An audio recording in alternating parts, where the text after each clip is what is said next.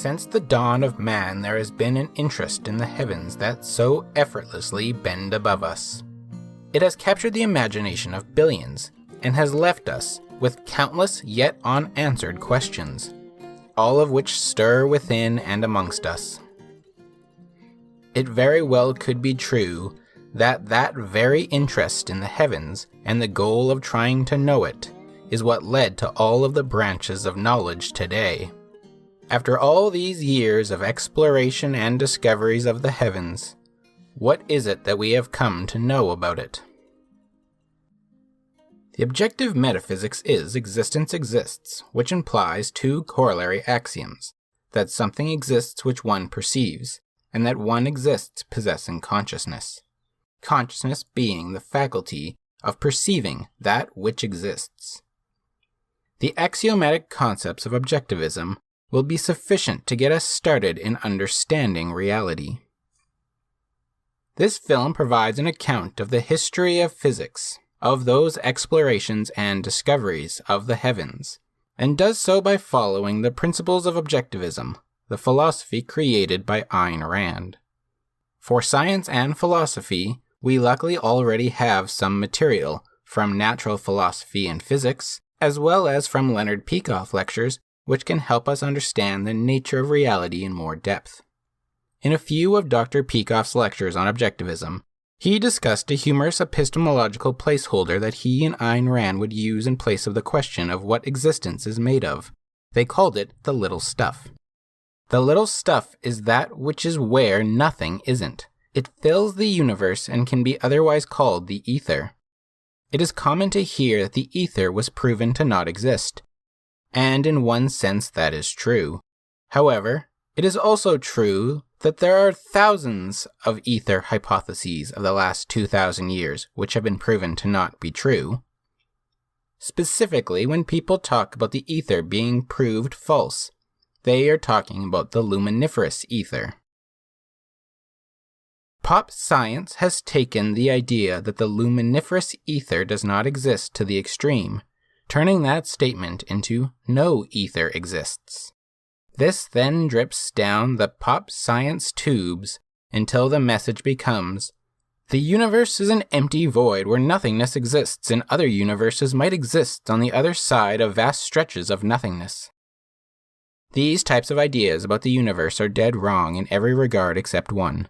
The luminiferous ether does not exist. That is the only thing that they have correct. Note the repeated use of the word luminiferous in the term luminiferous ether. The luminiferous part of that term is entirely in regard to how light travels through the universe. Quoting Einstein, the man who is said to be the slayer of the ether, we may say that according to the general theory of relativity, space is endowed with physical qualities. In this sense, therefore, there exists an ether. According to the general theory of relativity, space without ether is unthinkable. For in such space, there not only would be no propagation of light, but also no possibility of existence for standards of space and time. This film will explore the discoveries that led to this new ether, the ether that replaced the luminiferous ether. This new ether can be considered to be like the little stuff that is where nothing isn't. As we move through the discoveries that led us to this new form of ether, we are going to hold some objectivist principles in mind, so as to not wander from the purpose of checking our physics and metaphysics against reality. Starting with the axiomatic concepts that existence exists, A is A, consciousness is conscious. And the corollary statement, since things are what they are, since everything that exists possesses a specific identity, nothing in reality can occur causelessly or by chance. Which, for spacing's sake, we will simply write, nothing in reality can occur causelessly or by chance. These principles will be our guide as we go through the history of the ether, They will guide us to the discovery of what the nature of reality is made of, on solid, objective grounds, and will demonstrate that the little stuff fills the ether and that there is nothing prior to it. Part 1. The Crystal Spheres. Like all of our journeys of understanding, we begin at the beginning of philosophy and rational thought. Our questions about what the universe is made from started long before the ancient Greek philosophers. However, it wasn't until the ancient Greek philosophers, like Thales, that the principles of those questions were being bounded by certain rules of logic. Thales was looking for the one in the many. Thales came to the conclusion that all things in the world are made up of water. Thales believed that water was the thing which existed in all other things, and because of the natural changing properties of water, from ice to liquid to gas, that this ability to change was the way in which all things had to change, thanks to the water that they are made up of. Later, the philosopher Heraclitus proposed that the one thing that appears to be common to all things, the one thing in the many, is change. Everything changes, given a long enough timeline. Heraclitus saw this as becoming, and becoming is a process of an object becoming a different object, A ceasing to be A and becoming B. But we didn't substitute A for B. This B is the same A. It's just not A anymore. Because of this, Heraclitus concluded that change necessarily implies a contradiction. But he also concludes that change is the most obvious fact. So it must be the case, therefore, that the most obvious fact of reality is that it is composed of contradictions. Heraclitus, now freely detached from reality, can use whatever he wants to conclude whatever he wants. He chooses to believe that nothingness is a type of somethingness. Nothing is. Everything is becoming. Reality is flux. Heraclitus's philosophy was countered by Parmenides. Parmenides accepted the initial premise Heraclitus presented, that change necessarily implies a contradiction. But Parmenides rejected the conclusion that reality is flux. Parmenides took the position on the opposite side of the change is contradiction coin, claiming that a contradiction cannot exist, therefore change cannot exist, therefore reality is static. Heraclitus had to explain why, if nothing is and everything is becoming, why it appears that things are stationary, solid, unchanging entities. Parmenides had to explain why, if nothing is moving or changing, why does it appear that there are things which are not stationary, not solid, changing entities? Heraclitus answered his question by claiming that the senses are deceptive and that reality can only be known by reason in contradiction to the senses.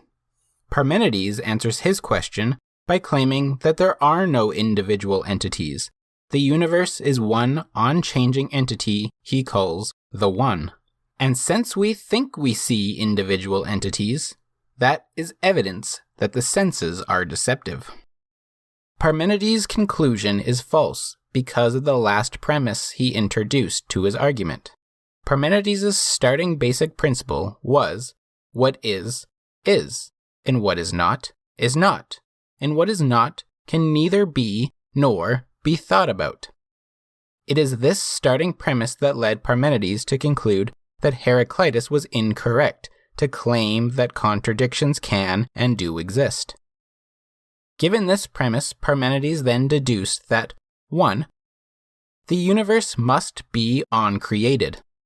The universe has no beginning. And 2. The universe must be indestructible. The universe has no end.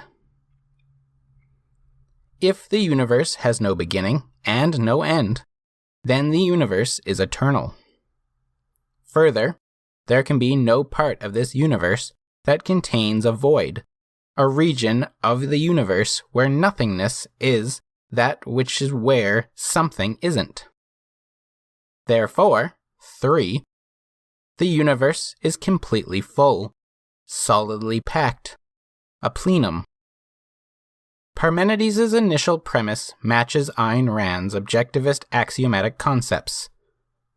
Where Parmenides says, what is, Ayn Rand says, existence exists, A is A. Ayn Rand's objectivism must also have a solidly packed universe, for the same reasons as Parmenides discovered. There can be no such thing as a thing which is nothingness. There can be no void in the universe. There must exist a little stuff that exists where nothing isn't. There is nothing prior to this little stuff. It is uncreated. It has no beginning and no end. It is eternal. So we will add these discoveries to the list of premises that we cannot contradict as we move forward into learning the nature of the ether. Heraclitus' work had an impact on Plato as well. Plato did not fully agree with Heraclitus or Parmenides, so he formed a new basis for the question about the one in the many. Plato created universals and particulars. Universals are the unchanging perfect forms that particulars are trying to be, but cannot become because particulars are changing and therefore imperfect by this standard. The particulars followed Heraclitus' philosophy, but the universals do not. They are the unchanging nothing which is. To Plato, the particulars are known by the senses, and the universals are known by pure reasoning. Plato concluded his thoughts on the topic by showing that the particulars and the universals are not the same, and that there must exist two different universes or worlds, one for each. According to Plato, the world of universals is real and unknowable by man's senses, and the world of particulars is a fun-house mirror image of the real world, and the senses are only really good as children to remind us of the universals we knew about in the world of universals from where we came prior to our birth. Plato passed these ideas down to his student Aristotle. Aristotle took the names of universal and particular from Plato, but changed just about everything about them. Aristotle believed that all entities are composed of universals and particulars, and that we can mentally separate them from each other, but cannot physically remove them from each other or the entity. No matter without form, and no form without matter. Aristotle also rejected the initial premise of Heraclitus and Parmenides in regard to change. Heraclitus and Parmenides held that change is contradictory, but Aristotle did not believe that change implied a contradiction. Aristotle believed that change was understandable and that change follows from the laws of logic. Aristotle formulated the law of non-contradiction. Nothing can be A and non-A at the same time and in the same respect, as well as the law of the excluded middle. Everything is either A or non-A at a given time and in a given respect. Because of these laws, Aristotle was also able to formulate the idea that change is change from something to something by some means for some end or goal, showing that the world was lawful and orderly because what a thing does depends on the identity of that thing. Because of Aristotle's views on form, matter, and causes, Aristotle had held a teleological view that everything was moving towards its own fulfillment of actualizing its potential. And because of that, it must be the case that motion must always exist, that motion is eternal. Thus, there cannot be a cause of motion which starts motion at a particular point. This chain leads to the creation of Aristotle's prime mover, which is eternal, unmoving, immovable, pure form, pure actuality, immaterial, and perfect. Aristotle suspended this prime mover beyond crystal spheres which move in the heavens. These crystal spheres are intelligent and wish to be as perfect as the prime mover, but they are not pure form like the prime mover, and therefore must move. So they move in the most perfect form of motion, pure circular motion, which revolves around the earth. The crystal spheres love the perfection of the prime mover, and so it is that love makes the world go round. Aristotle, borrowing from Empedocles' elements like fire, earth, air, and water, added a fifth element, quintessence, or the ether, which is what the crystal spheres are made from. Ether is therefore, to Aristotle, a particulate matter, which physically fills the universe. This was one of the first, if not the first, non-theological explanation for the nature of the heavens. But this non-theological approach did not last long, as this ether and the crystal spheres would soon be adopted into Christian theology, making changes to it such that those different layers of spheres became different levels of heaven. Outside the taking of this idea, nothing of value in regard to the ether was produced at this time. Investigations into the nature of the universe would not return for almost 1900 years. Nicholas Copernicus, in 1543, published his work On the Revolutions of the Celestial Spheres, in which he presents an entirely different paradigm of the universe. Copernicus questions the nature of Aristotle and the Church's celestial spheres, suggesting instead that it is the Earth that moves. He presents a model where the Earth revolves around the Sun, and rotates about an axis which is tilted relative to the Earth-Sun orbital axis. Part 2. The Matter-Ether and the Principle of Relativity. Copernicus's new model of the universe provides us with an introduction to the principle of relativity, which will be important for the rest of this series. Relativity means that things can appear differently to different observers. The simplest example is to draw a 6 in the sand while someone else stands directly opposite you and your doodled 6. The other observer will see a 9. They can know that you see a 6 and can understand that they too can see a 6 if they perform a rotation of position. Therefore, we can say that the appearance of the digit is relative to the position from which the observer views the symbol. This is the basic conditions of the principle of relativity. Different people can see different things, even opposite perspectives, but all must agree that the perspective is the same if they make the proper physical changes. Copernicus created a greater example of relative observations. Earth, from a stationary position on the Earth, can appear to be stationary itself, while the stars appear to rotate overhead. However, from a position outside of the Earth, like from Mars, it would appear that Mars is stationary, and it was the Earth that was a wandering heavenly body rotating around Mars. A bug, stationary on a spinning ball, would see you revolving around the ball, whereas you see the ball spinning with a bug clinging to its surface. The motion of objects around you can appear to be moving relative to your stationary position, even if it is you who is moving past the stationary object. This idea that the Earth was the one moving was not adopted by others very quickly.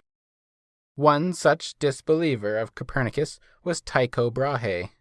Brahe was born 3 years after the death of Copernicus. 27 years later, Brahe published his On the New Star, which disagreed with Copernicus that the Earth revolved around the Sun. He believed that the Sun orbited Earth. However, he did believe that the other planets were orbiting the Sun. Brahe also disagreed with Aristotle that the heavens were on-changing. as Brahe's work on the new star was about a supernova that Brahe observed in the constellation Cassiopeia on November 11th, 1572, which instantly disproved the idea that anything beyond the moon was eternally unchanging. Most other viewers of the supernova naturally held that it had been some phenomenon somewhere between the Earth and the moon.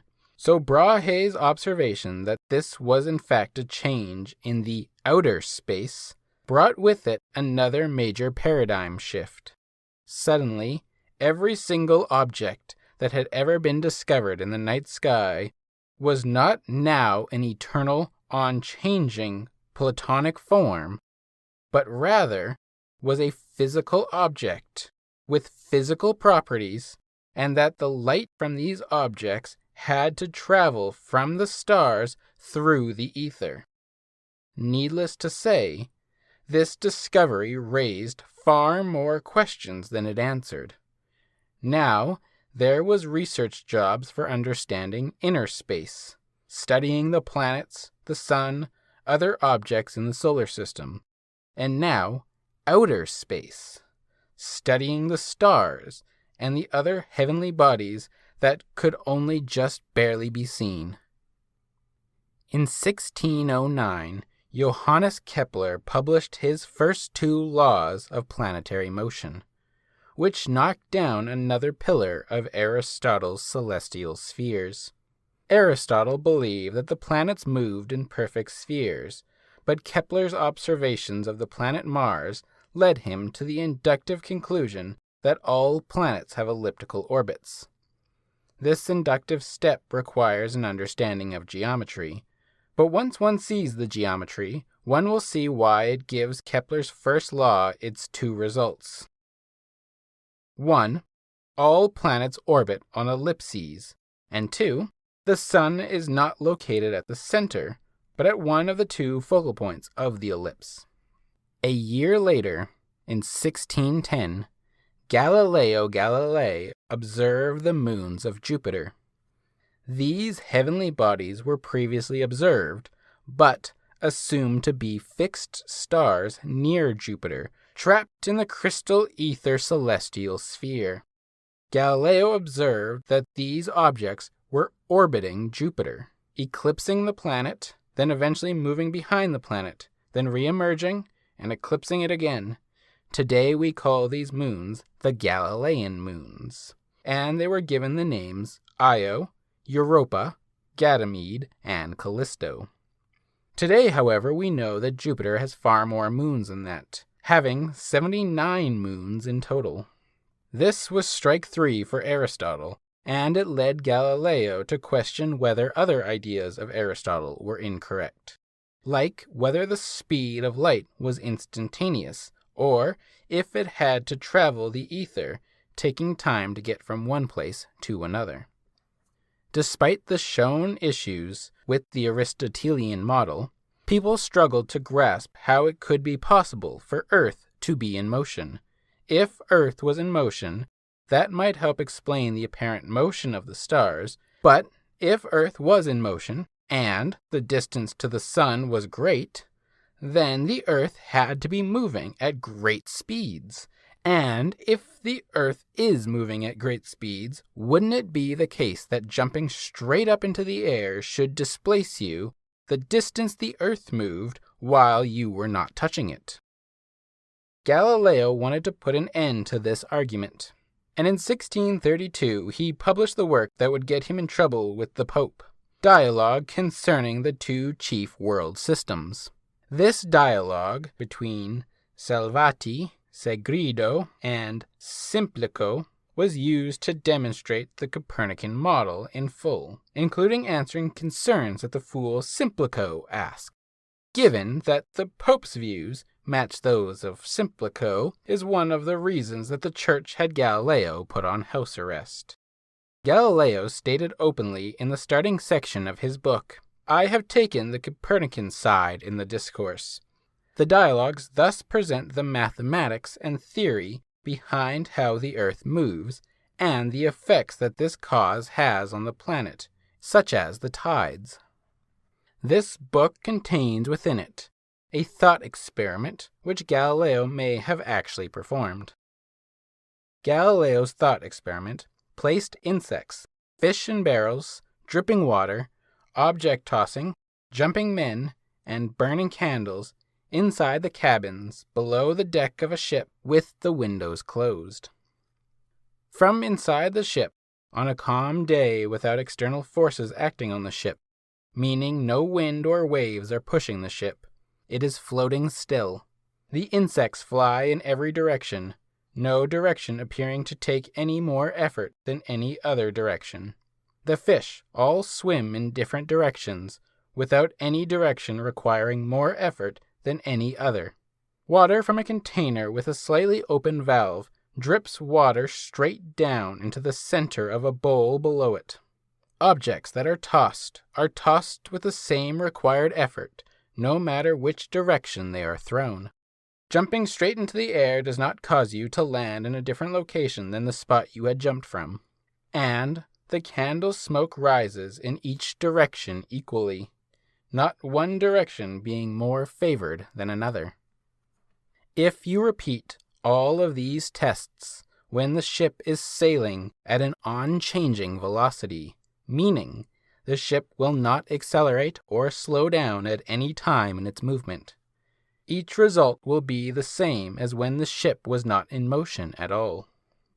Galileo concluded, the cause of all these correspondences of effects is the fact that the ship's motion is common to all things contained in it, and to the air also. Galileo concluded then that one inside a closed cabin in a ship cannot tell if the ship is moving at a constant velocity or not moving at all. From this, Galileo concluded that if the Earth is rotating on an axis at a constant velocity, the people of the Earth would not notice, as it is equivalent to not rotating at all. All this is explained with what is called Galilean relativity. Galilean relativity can be mathematically formulated with what is called a Galilean transformation. A Galilean transformation is used to move between two frames of reference mathematically, which only differ by a constant relative motion. An example would be that from the point of view of an observer on shore watching the ship sail past, the observer can see a cannonball that is dropped from the crow's nest will move with the same speed as the ship as it falls. So from the point of view of a person standing still on the shore, the cannonball falls with a curved path. To the crew member dropping the ball from the crow's nest, the ball's forward motion is masked by the ship's motion, and the ball appears to fall straight down. Galileo thus presents us with the idea that two observers in different initial reference frames will agree to the time it takes for the ball to fall to the deck of the ship, and will agree as to where the ball landed, but they must disagree on the path of the ball as it appears to them. To one, it is an irreducible fact that they observe the ball falling down while traveling in a positive x direction, while the other must argue that it is irreducible to them that the ball did not make a positive x direction movement, but rather fell straight down. If you flip this example, and the ship's crew member watches the man on shore drop a ball from a high height, the sailor would see the man moving at a steady velocity in the negative x direction, and he would see the ball fall downward in a negative x direction. The man on the shore would only see the ball fall straight down. This is the principle of relativity. The principle of relativity allows us to assume the equations describing the laws of physics have the same form in all admissible frames of reference. Or otherwise stated, the laws of nature must look the same to one observer as they do to another, and their math ought to work out the same. It is essentially this principle of relativity that allows for all science to be possible, as without this principle we would not be able to assume that experiments done in this laboratory will be valid in the laboratory across the world or across the street. So let us add this principle to our current list of principles. The laws of physics must look the same to one observer as they do to another, meaning there is no physical way to differentiate a body moving at a constant velocity and an immobile body. The principle of relativity does not violate the other principles. The idea that the laws of nature do not change from one place to another works hand in hand with the principles that the universe is solidly packed and causally linked. If the principle of relativity was not valid, and was in fact totally incorrect, then that would mean there could be places in the universe that act differently, such as a case where you are observing from shore a man who is on a ship which is traveling at 45 meters per second. The man, standing at the stern of the ship, throws a ball towards the bow of the ship.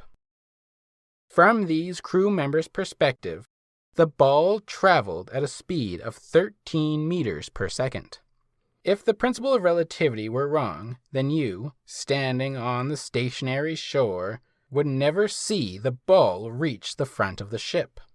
The crew member would say it took 3.5 seconds to get halfway and about 7 seconds to travel the full 100 meters of the ship. But from your point of view, the ball would never have reached the front of the ship, but instead would have looked as if the ball was thrown backwards 32 meters after the first second. The only way for this to be possible would be that cause and effect was not the nature of the universe, such that it could be 100% factual that to the crew members on the ship, the ball reached the front, and also true to the people on the shore that the ball was thrown backwards. Clearly, this is impossible, and therefore the principle of relativity fits into causality perfectly. Both parties must agree that the ball was thrown to the front of the ship. But for this to be true, the party on the shore must add the speed of the ship to the speed of the ball. In doing so, both parties can agree that the crew member threw the ball at 13 meters per second. The party from shore merely adds the fact that the ball was already traveling at 45 meters per second when it was stationary in the crew member's hand, and therefore the ball was traveling at 58 meters per second towards the bow, which would be the only way for both to agree that they saw the crew member catch said ball. Let us quickly recap these past events into a new perspective that physicists and philosophers following these intellectual giants would have as their new basis. The universe went from an eternally unchanging state of heavenly perfection, untouchable and unknowable to man, to suddenly an eternally changing state of physical change, causality, and decay, which was just currently untouched by man. The stars figuratively fell from heaven down into the place of mortal men, possible of being created in a lab if understood well enough. Light became an entity that took time to travel from place to place, meaning it had to travel through an entity of perfect transparency. The Earth went from motionless to moving at constant velocities, one rotational velocity about an axis through the Earth, and another velocity of rotation around the Sun. Discovering our place in the universe suddenly became a lot harder to understand, as you cannot even know when you are observing a constant velocity or whether you are observing a stationary object while moving at a constant velocity. With that recap in mind, we continue on to the exploration of the universe, keeping in mind now that future research would be needed in understanding 1. What the ether is made of, and whether it moves or not, and 2. What light is made of, and whether it moves or not.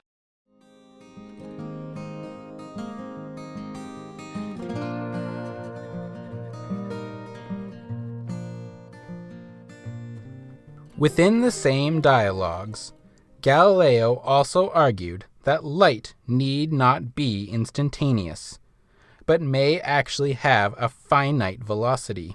But the closest Galileo could get to that velocity was that light had to travel at least 10 times faster than that of sound. However, research in astronomy, light, and natural philosophy were once again interrupted by the actions of the Church.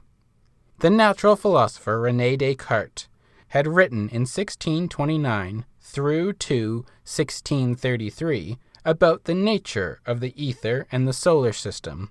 However, it would not be published out of fear of the Church, and that what they had done to Galileo might be done to him. Descartes decided instead to rewrite this work by softening the heliocentric views. This softened version was compiled into a textbook called Principia Philosophiae, which Descartes wanted to have replace the Aristotelian textbooks which were taught at the universities at that time. The original copy eventually was published in 1664 in the book Treatise on the World and Light, or otherwise called The World.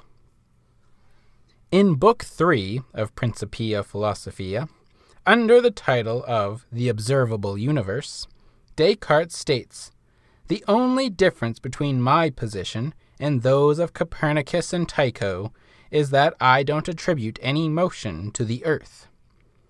Descartes made a few arguments to demonstrate his case. The first being that the fixed stars are just like our sun, and are not fixed to the outer crystal spheres, but rather are the centers of their own planetary systems. Descartes states that each of these systems is filled with a fluid, openly dismissing the idea that the heavens are empty, and the motion of these fluids drag the bodies like planets in it. And the fluid eddies of the planetary system have smaller eddies, which explain the orbits of the moon around the earth and the orbits of the followers of Jupiter, which were discovered by Galileo. Descartes expresses in this book the principle that Newton later takes as his own, and much later becomes known as Newton's first law of motion. Descartes expressed this first law in 1644 by stating that people tend to believe that motion requires actions, and therefore an object in motion requires an external force to continue said motion. But Descartes shows that that belief is caused by our atomized experience of life on a planet with gravity, and that the opposite is actually true.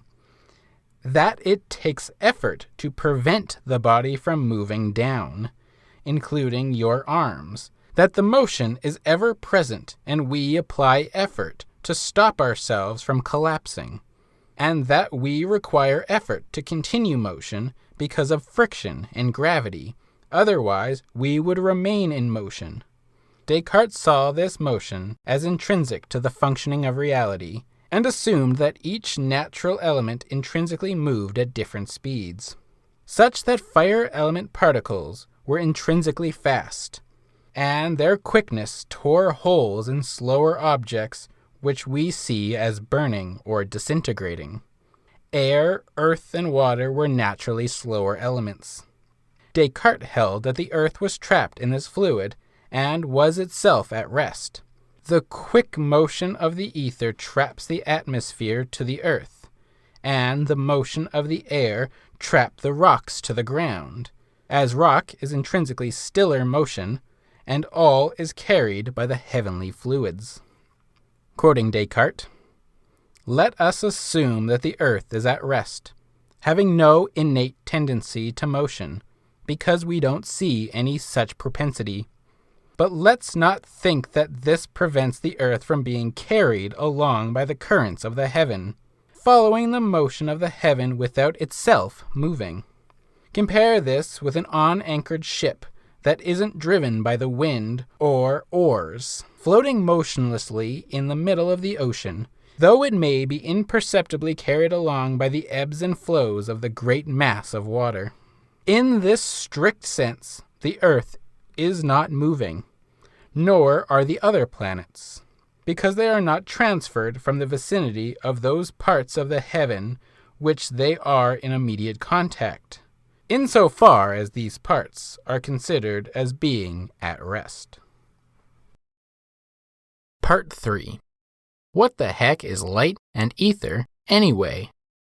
4 years before the publication of Descartes' The World, the renowned natural philosopher and father of chemistry, Robert Boyle, was conducting experiments with a vacuum chamber and air pump which he invented. Boyle used his air pump to remove air from his vacuum chamber, to which he had placed a bell which could be struck inside the chamber. Boyle discovered that it was the air that allowed for the sound of the bell, as when the air was removed from the chamber, the striking of the bell would not produce a sound. The air can be removed from the chamber, which prevents the bell sound from having a medium to travel through. Therefore, sound requires a medium of air to exist. However, air was not clearly needed for light to travel. As the chamber was made of glass, and the bell was visible inside the chamber after the air was removed. Boyle concluded that light travels through a medium made of particles so much smaller than air that they can penetrate through the glass, unlike air, and therefore cannot be vacuumed out by his air pump. Boyle also experimented with magnetism with his vacuum chamber, placing a compass needle inside, and after evacuating the air from the chamber, a magnet was moved around the glass jar, which caused the compass needle to move. Therefore, light and magnetism, whatever they may be, can travel through solids like glass, but air cannot. So light and magnetism must be smaller than air. In 1665, Dr. Robert Hooke of the Royal Society and student of Robert Boyle published his book Micrographia, which mostly contains observations he made with his invention, the microscope. The book also contains some natural philosophical explanations of what the ether and light may be. Hooke considered light to be of an exceedingly quick but very small vibrative motion, possibly having the vibration perpendicular to the direction of propagation.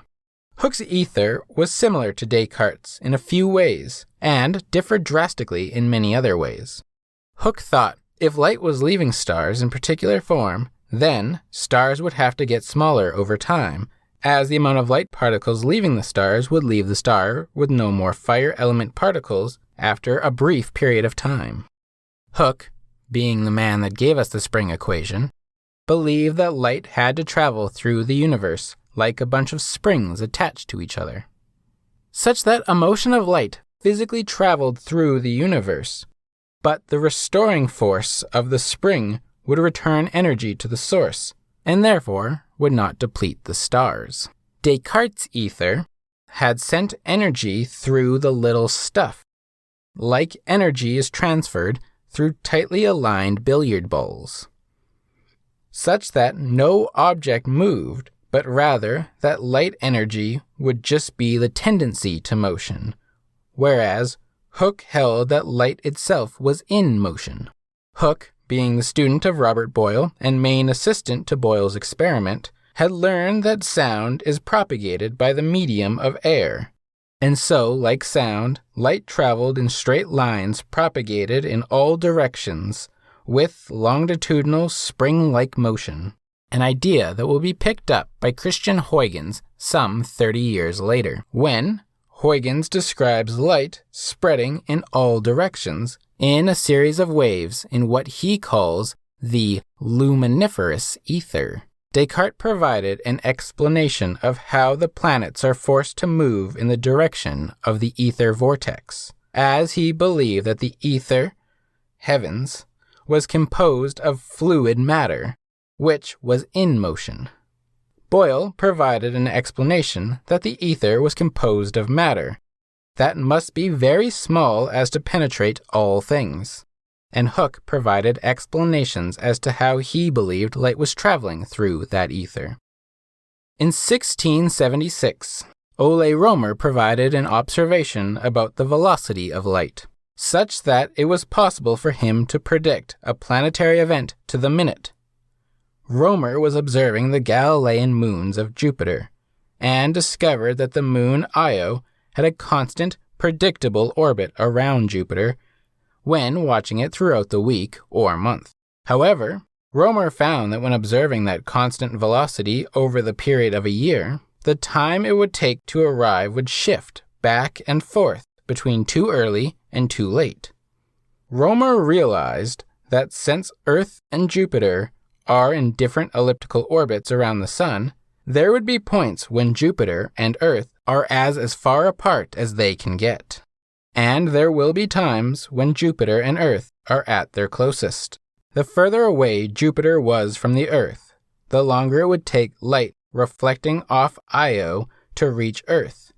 And the closer Jupiter was to Earth, the quicker light would take to reach Earth.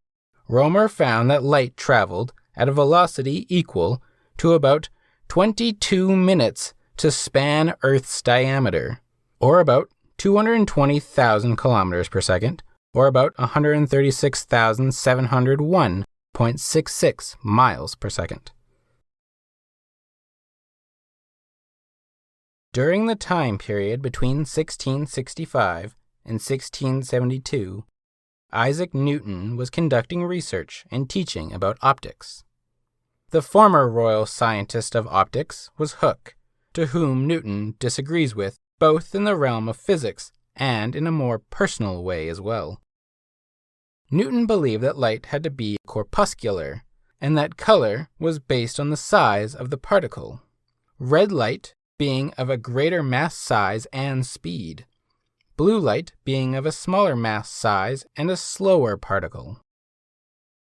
Hooke believed that light was a spring-like pulse, and that color was based on the compression of the spring-like waves, having red light and blue light be a confused white light pulse, red being more compressed at the first and less compressed near the back, blue light less compressed wave followed by its more compressed part. This battle between Hooke's ideas and Newton's ideas would persist for hundreds of years. Newton argued that in order for light to travel in straight lines, such as when he made a pinhole light to enter his lab through a window curtain, and for light to reflect off of surfaces, light had to be made of particles. He rejected a dense fluid ether, and that light was a wave of the dense fluid medium itself, stating, quote, "A dense fluid can be of no use for explaining the phenomena of nature. The motions of the planets and comets being better explained without it. It serves only to disturb and retard the motions of those great bodies, and make the frame of nature languish. And therefore to make way for the regular and lasting motions of the planets and comets, it's necessary to empty the heavens of all matter, except perhaps some very thin vapors, steams, or effluvia, arising from the atmospheres of the earth, planets, and comets, and from such an exceedingly rare ethereal medium as we described above."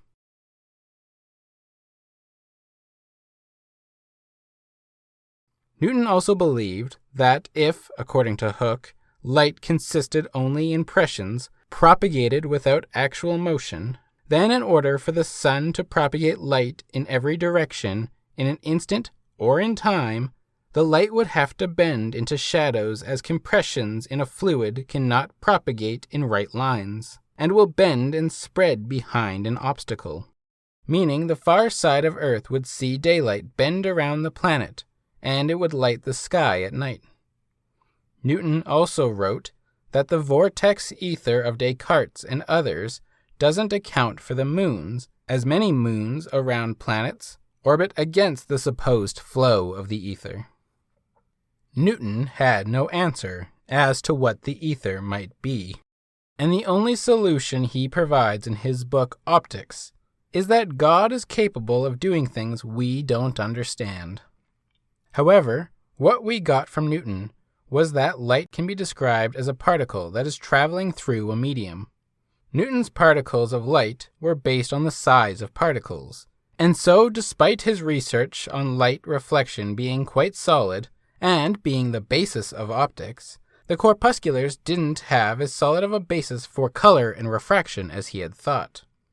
Newton's hypothesis of light was not at all able to explain diffraction or polarization, and for this reason, some of the scientific community preferred Huygens' wave theory of light. Newton had attempted to explain a possible ether theory, but would later abandon it, stating that he did not feel a need to speculate on ether, as his math of the laws of gravity worked just fine without needing to explain the ether. Newton's universe thus sat nearly empty, but being somehow densely packed, but rare enough to not retard the planetary motion. Hence why he abandoned explaining what it could be. Others rejected Newton's universe, as it suggested that things like gravity acted over vast distances without a direct causal link. Gravity is the word Newton coined from the Latin gravitas, meaning weight. This action at a distance problem would prevent a lot of scientists from accepting Newton's theory, as it was considered to be connected with Newton's attempts to bring occult agencies into physics, something Newton was known for. From the Greeks through to the classic natural philosophers like Descartes and Hooke, the ether was the most densely packed thing in the universe, and action at a distance was explained by causal physical collisions throughout the ether. So others saw Newton's action at a distance as impossible, as it would imply that a particle of light is traveling through literal nothingness, which would have only made sense to someone like Heraclitus. One of the scientists that did not believe Newton was the natural philosopher Christian Huygens, who, in 1690, published his book, Treatise on Light. Huygens adopted a more Hooke-like hypothesis of the nature of the universe and light. Huygens assumed that light was just like sound, and that if the ether could be removed, light would vanish too. Huygens held that light was an effect caused by the disturbance of the ether, not a particle traveling through an ether or through nothingness itself. Huygens believed that light, like sound, spread out in spheres, and each ray of the sphere interacts with the medium particle which exists at every point in space, and this elastic billiard ball bumping spawns new spheres of elastic billiard ball bumping at those points in space, called wavelets. Light then is the effect of the elastic collisions of the ether. Another quick recap. Descartes said that space is filled with matter, which is vortexing around stars. He also stated in his theories on the nature of light that it was instantaneous, as is like being poked by a stick. Ether moves, light doesn't. Boyle said that the ether is filled with a subtle matter that explains both the lack of a vacuum and mechanical interactions like magnetism, and possibly other forces like gravity. Ether is stationary, light travels through the ether. Hooke, Boyle's student and assistant, said that the mechanical ether interaction may be like longitudinal spring-like waves, having gravity and other phenomena like light emitting in all directions from the source through the ether. Ether doesn't move, light is like a spring pulse. Newton originally believed that the ether was stationary, and that the density of it got denser near a planet and rarer the further from the planet. But he changed his mind when he considered that the ether would still slow the motions of the planets, and that it may be possible that the ether is immaterial, a decision he left for his readers to decide. Ether unknown or doesn't exist. Light moves as a particle. Huygens had a different form of vortex theory, similar to Descartes in the sense that the vortex threw lighter matter to the edge, and gravity is the effect of the heavier matter being squeezed by the vortex. Huygens' change to the vortex theory was that light was the effect of a wave propagating through the ether. The Cartesian and Huygens theory can be said to be a vortex theory. Boyle and Hooke have a stationary ether, and Newton, Though stating that not having an ether is absurd, his math didn't need one and spawned a purely mechanical motion of planets. Every form of wave theory or corpuscular debunking of wave theory was assumed that the waves were longitudinal waves like that of sound. In 1725, James Bradley conducted an experiment that was attempted by two other scientists on different occasions. The experiment was to measure the parallax of a fixed star in order to prove the Copernican model. The first attempt was done by Hooke, but Hooke's telescope did not have enough power to properly observe parallax. Hooke, however, left instructions in the failed experiment's paper, which could be followed to construct a telescope of sufficient power. The second attempt was conducted by Bradley's friend Samuel Molyneux, with Bradley helping him.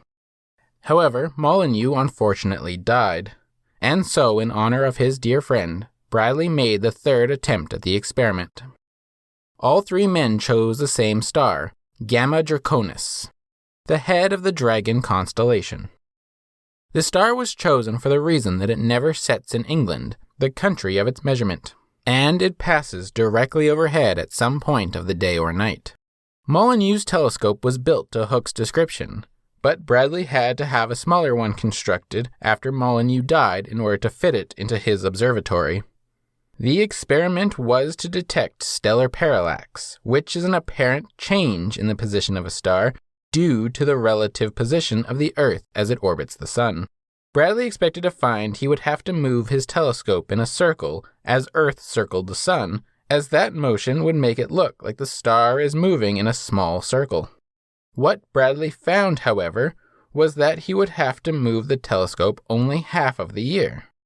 For one part of the year, the telescope had to be pointing slightly in one direction, hitting a maximum of 20 arcseconds.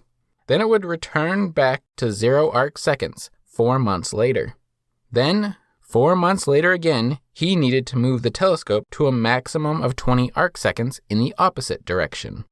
And again, 4 months later, it returned back to 0. And then 4 more, and back to the 20 arcseconds in the first direction. This observations of Bradley's was given a new term, called stellar aberration. And Bradley explained it with a simple analogy. If rain is falling straight down, a man standing still in the rain would see it fall straight down. And if the man jumps straight up and down, he will still see the rain fall straight down. But if the man walks perpendicular to the falling rain, he will have to tilt his umbrella in the direction of his motion in order to stay dry. This is caused by the same Galilean effect as dropping a cannonball from the mast. If the raindrop is 10 feet away when it is at eye level, and is at 0 feet away when it is at foot level, then it appears that the raindrop has moved towards you at a slope. You don't have to worry so much about the rain that is currently above your head, as it will be behind you before it can hit you. This also means that it is the velocity of the observer that causes this apparent position of the star, not the observer's position, which would have been parallax. In September, the Earth is moving at its most perpendicular to the parallel light rays of Gamma Draconis to the north, and the telescope needs to be tilted a tiny amount towards the north. To get an idea of the small amount of tilt, here is a 20 arcsecond difference, and here is a degree difference. In December, Bradley's zenith is moving towards the star and is parallel with the light rays, and therefore the telescope can see the star at 0 arcseconds from zenith. In March, the Earth is moving perpendicular, in the opposite direction it was from September, and the telescope needs to be tilted in the opposite direction from the September measurements. In June, the Earth is moving away, in parallel with the light rays, and the telescope can again see the star at 0 arcseconds. Bradley explained the results of his experiments with the corpuscular theory of light, as the light was acting similar to raindrops falling. Using this idea, Bradley, in 1728, was able to make speed of light measurements, which were relatively close to the ones we know today. But more than that, Bradley discovered that the speed of light was a constant, as light from every star arrived at the same velocity. It may not seem like it today, but this discovery had profound implications. The idea that the speed of light didn't appear to change meant that the ether is stationary in the Earth's frame of reference, which is strange, as the Earth is always changing directions as it orbits the Sun. The effects of aberration will not be explained for another 200 years, and all those years are spent trying to explain how to fit stellar aberration into the other theories.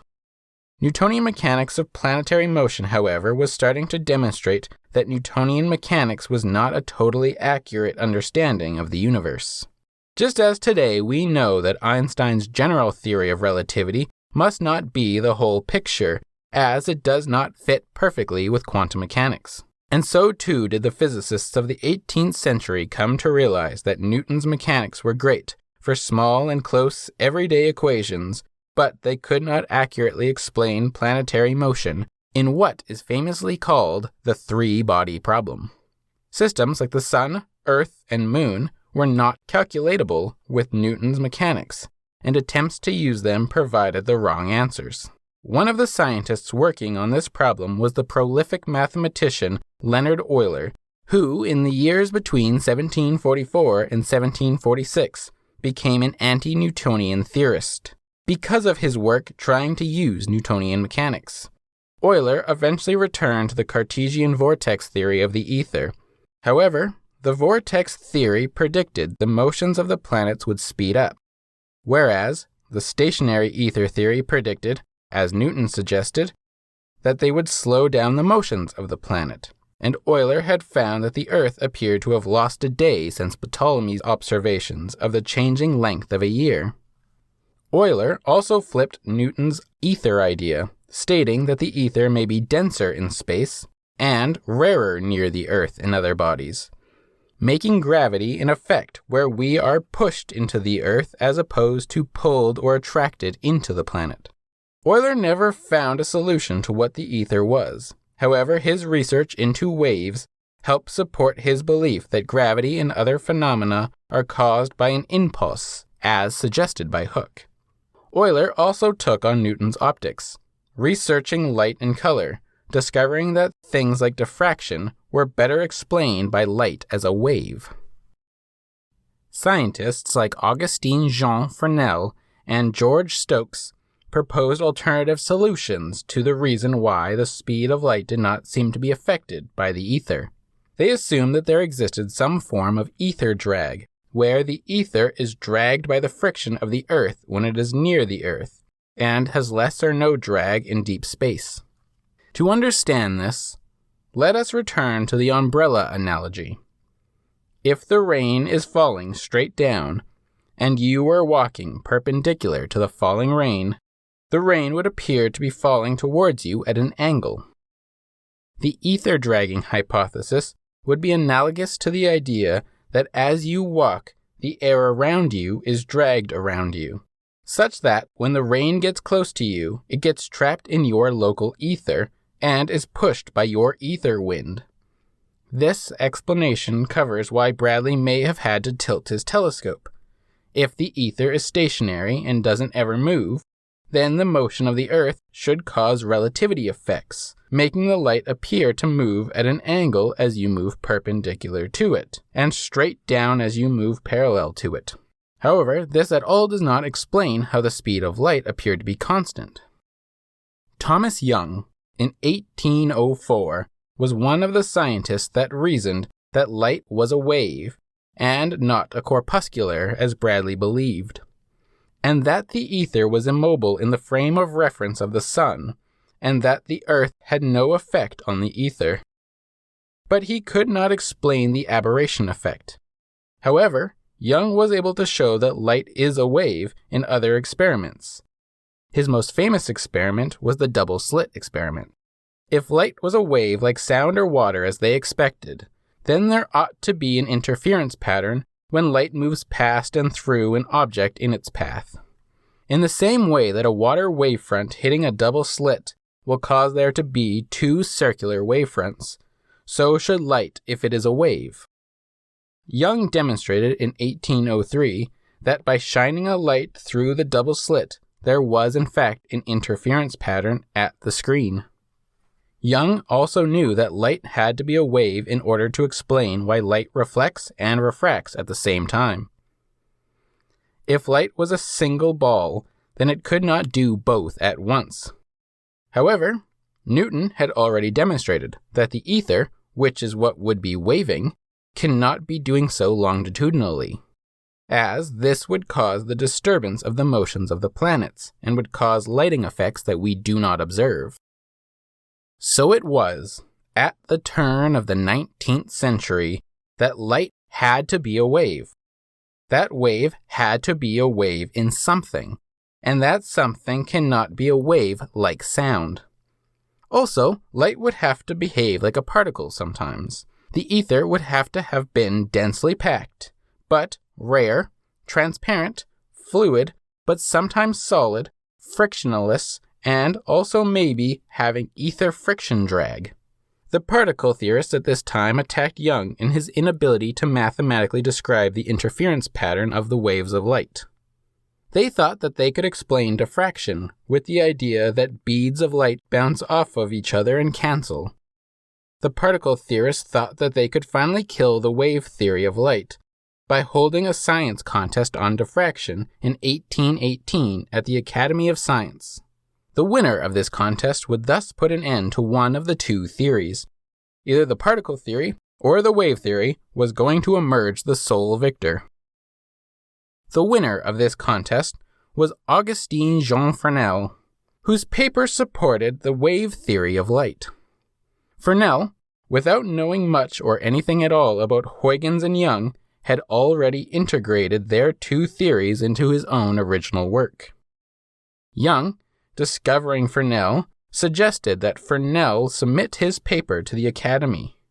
Fresnel's idea could explain reflection, refraction, diffraction, and polarization, covering all of the topics that had been fought over for the last 200 years or more. One of the judges of the contest, Simon Denis Poisson, who was a particle theorist, thought that Fresnel's paper had a big issue.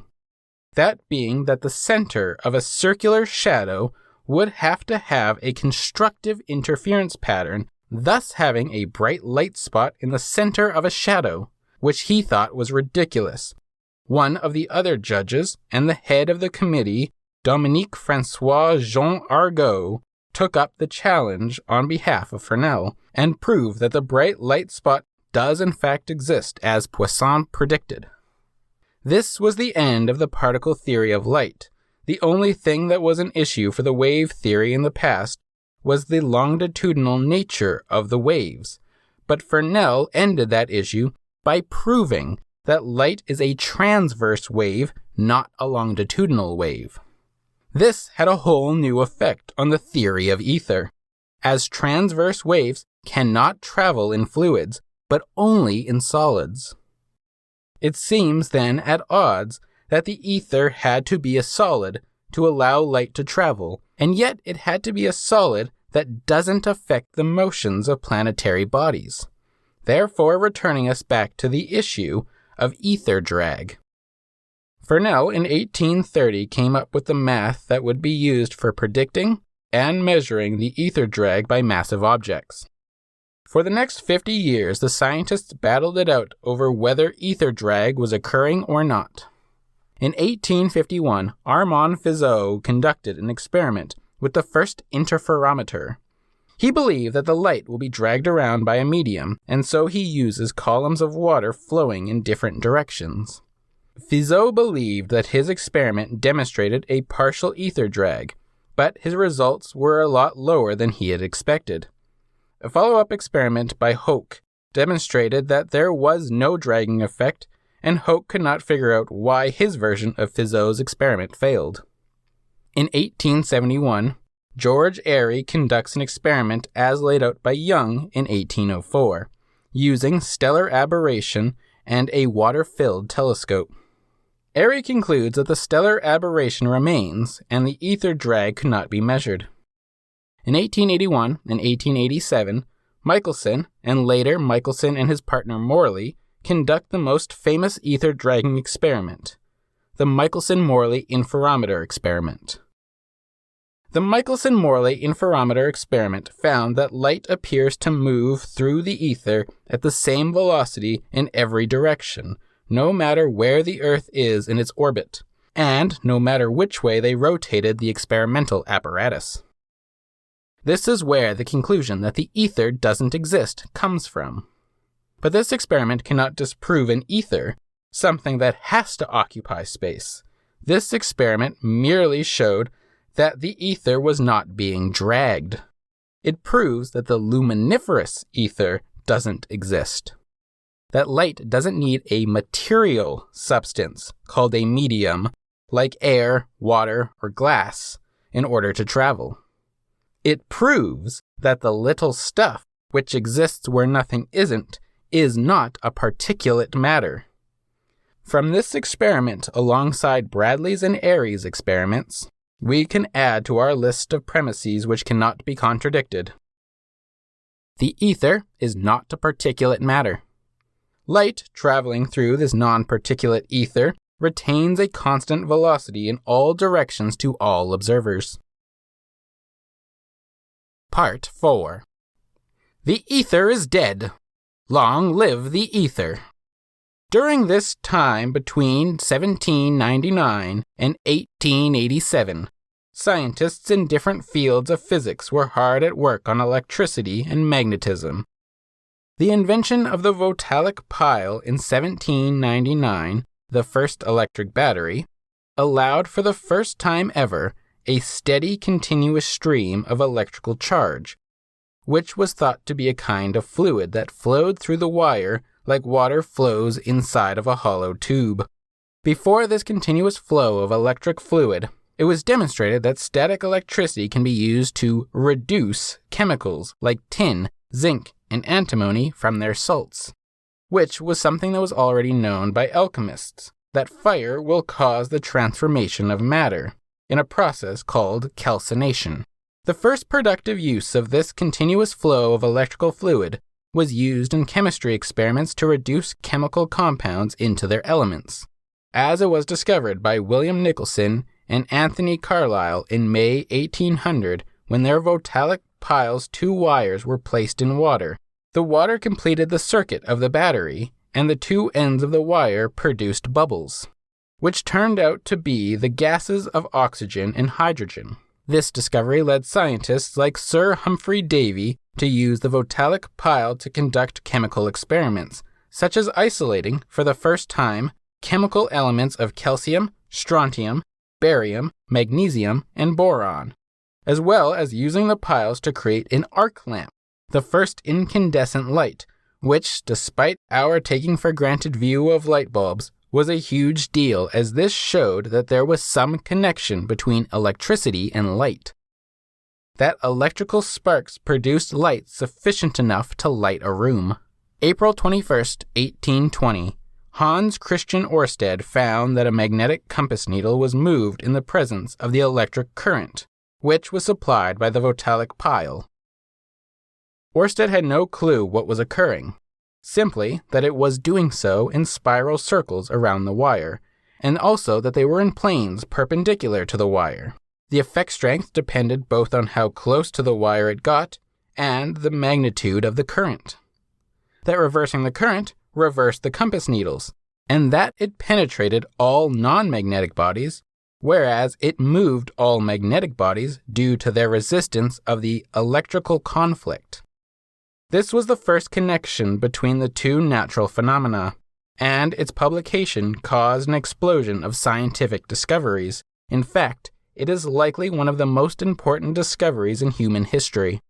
Within weeks, André-Marie Ampère had already developed Ørsted's discovery into a mathematical formulation on electrical and magnetic interaction, and later formed Ampère's force law, which describes the production of mechanical force by the interaction between the electrical current and the magnetic effect related to it. This inspired Humphrey Davy and William Wollaston to attempt to use the electric current and the magnetic effect to create a mechanical action, otherwise called an electrical motor. But the pair failed due to the fact that they thought the circular magnetic effects were spiraling along the wire. Davy's student, Michael Faraday, in 1821, picking up the pieces of his supervisors, discovered that the circular effect was not spiraling up the wire, but rather that it was more like a set of enclosed cylinders around the wire, which allowed him to create the first electrical motor. In fact, he created two. In 1825, British electrical engineer William Sturgeon invents the electromagnet, a horseshoe-shaped bar of iron with a loosely wrapped coil of copper around it. When a current was run through the copper coil, the magnetic effect of the currents were somehow given to the iron bar, such that the bar, when the current is flowing, becomes a super strong magnet, and stops when the current stops. Faraday, in the summer of 1831, used this electromagnetic idea of coiling wires around iron, and wrapped a wire around one side of an iron ring, and another wire to the opposite side of the iron ring. One wire was connected to a battery, the other to a galvanometer. Faraday discovered that the galvanometer's arm would move briefly when the current was turned on or when the current was turned off. The current had induced a current in the second coil. To Faraday, this meant that there was some sort of tension in the state.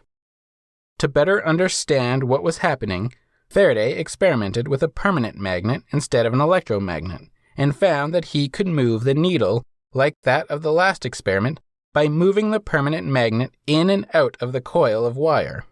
The motion of the magnet past the coil caused or induced a current in the wire. Faraday knew that magnetic forces could be seen with the use of iron filings, and he used this visual of the lines of force to show the law that the magnitude of the current is dependent upon the number of lines of force that pass through the conductor in a unit of time.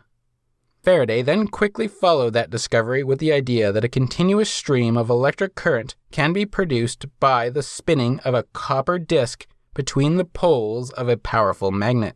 This dynamo was the first design of the electric motor that we use for just about everything every day. Faraday, being of a lower class and having gained all his learning from books he binded as a bookbinder, was either unwilling or put down for his speculative ideas, and did not tend to share them with other scientists, except for his supervisor Davies and a few others.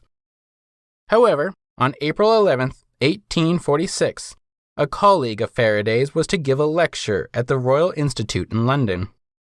But he had terrible stage fright, and at the last moment panicked and ran out into the streets, leaving Faraday to cover him. Unprepared, Faraday briefly discussed his speculative theory of the lines of force. These speculations caused a great stir in the community, but as Faraday did not have the mathematical skills to back up his claims, most people did not follow through with his speculations. Faraday had received a request to convey his speculations by a one Richard Phillips, Esquire. The letter Faraday wrote to Mr. Phillips was titled, Thoughts on Ray Vibrations. In this endeavor to explain himself, Faraday writes, quote, The point intended to be set forth for the consideration of the hearers was, whether it was not possible that the vibrations which in a certain theory are assumed to account for the radiation and radiant phenomena may not occur in lines of force, which connect particles and, consequently, masses of matter together, a notion which, as far as it is admitted, will displace with the ether which, in another view, is supposed to be the medium in which these vibrations take place. Perhaps I am in error in thinking the idea generally formed of the ether is that its nuclei are almost infinitely small, and that such force as it has, namely its elasticity, is almost infinitely intense. But if such be the received notion, then what is left in the ether but force, or centers of forces? As gravitation and solidity do not belong to it, perhaps many may admit this conclusion. But what are gravitation and solidity? Certainly not the weight and contact of the abstract nuclei. The one is the consequence of the attractive force, which can act at distances as great as the mind of man can estimate or conceive, and the other is the consequence of the repulsive force, which forbids forever the contact or touch of any two nuclei. So that these powers or properties should not in any degree lead those persons who conceive of the ether as a thing consisting of force only, to think any otherwise of ponderable matter, except that it has more and other forces associated with it than the ether has. It may be asked, what lines of force are there in nature which are fitted to convey such an action and supply for the vibrating theory the place of the ether? I do not pretend to answer this question with any confidence. All I can say is that I do not perceive in any part of space, whether to use the common phrase, vacant or filled with matter, anything but forces and the lines in which they are exerted.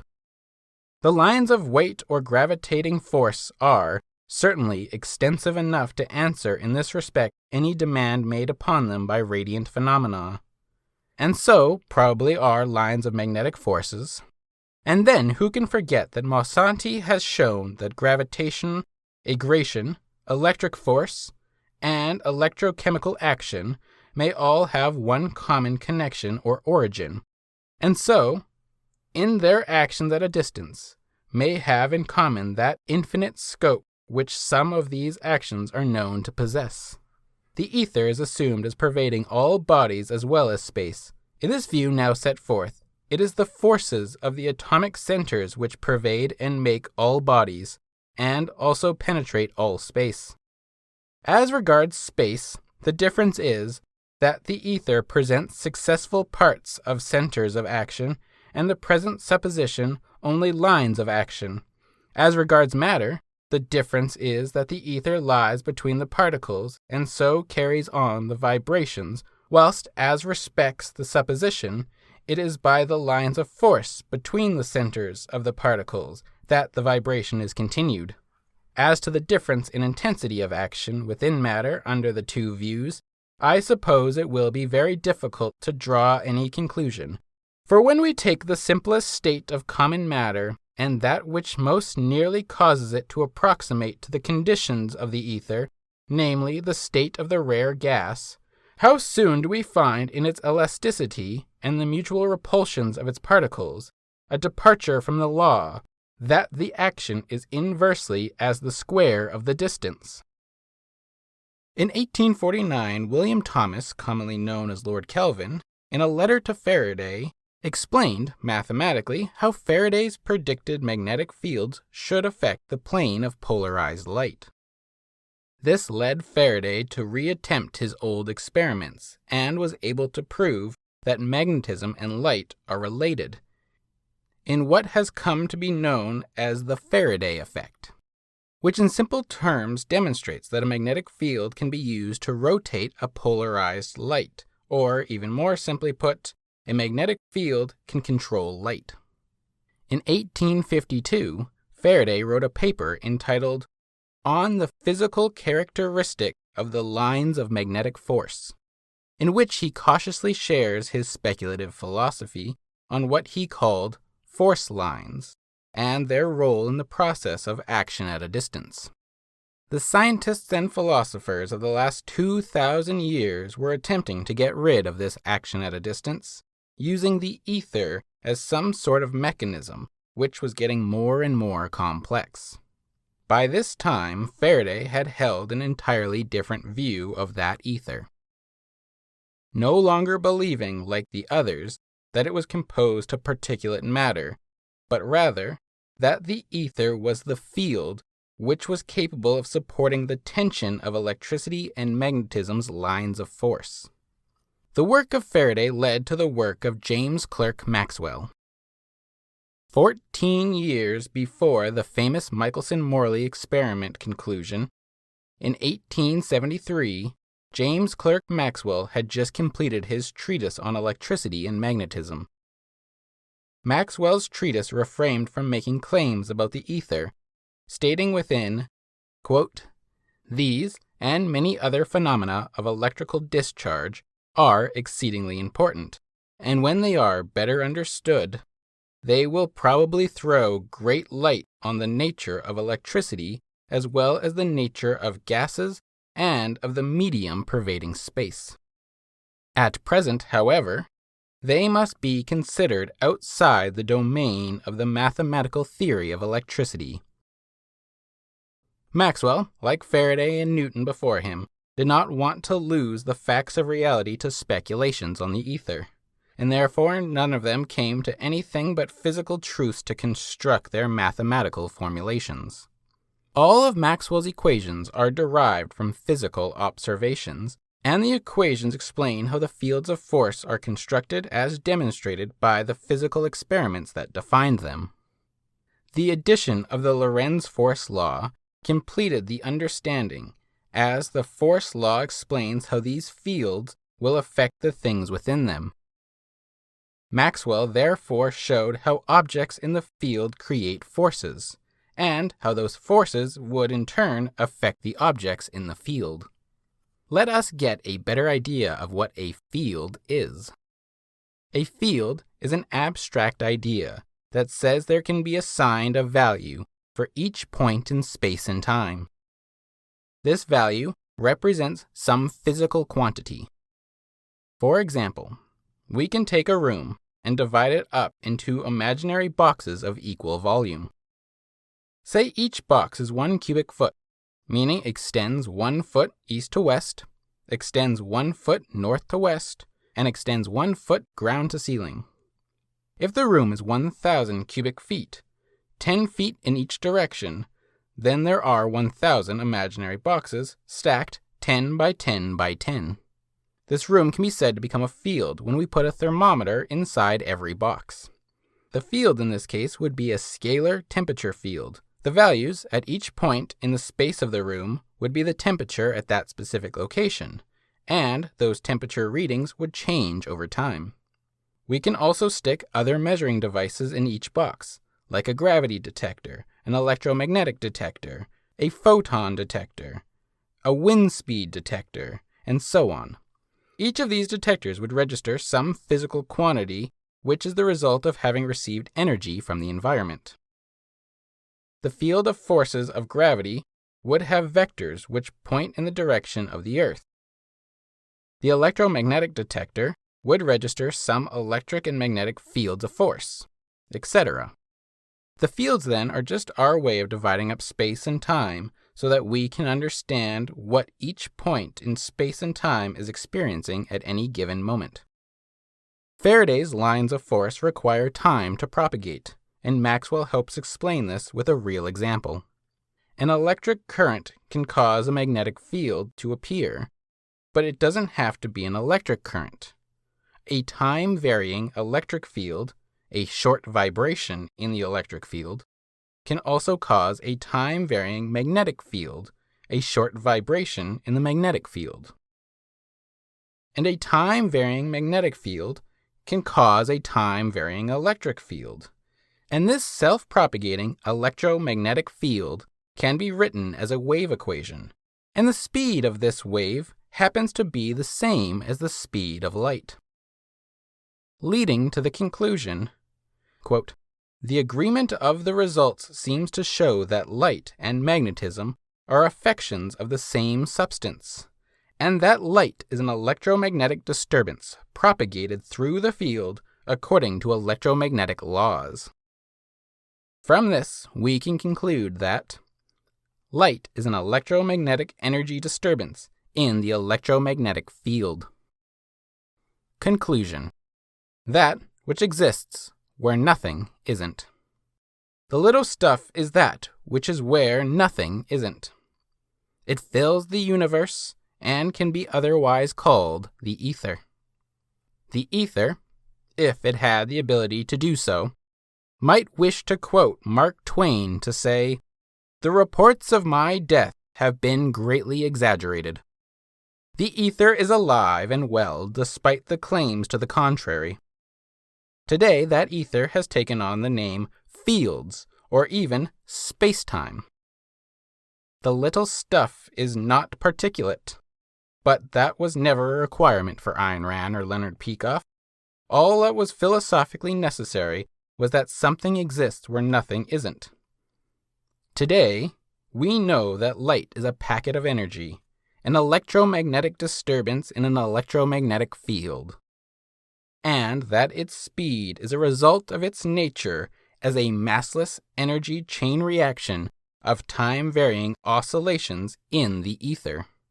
We have walked through the history of the ether and have come out on the other side having learned that the ether didn't die. The bad ideas about it died, and what was left standing has led to the marvels of the world around us today. The physics of field theory, which has grown from this discovery of this new ether, has advanced science and technology tenfold, if not more, much, much more.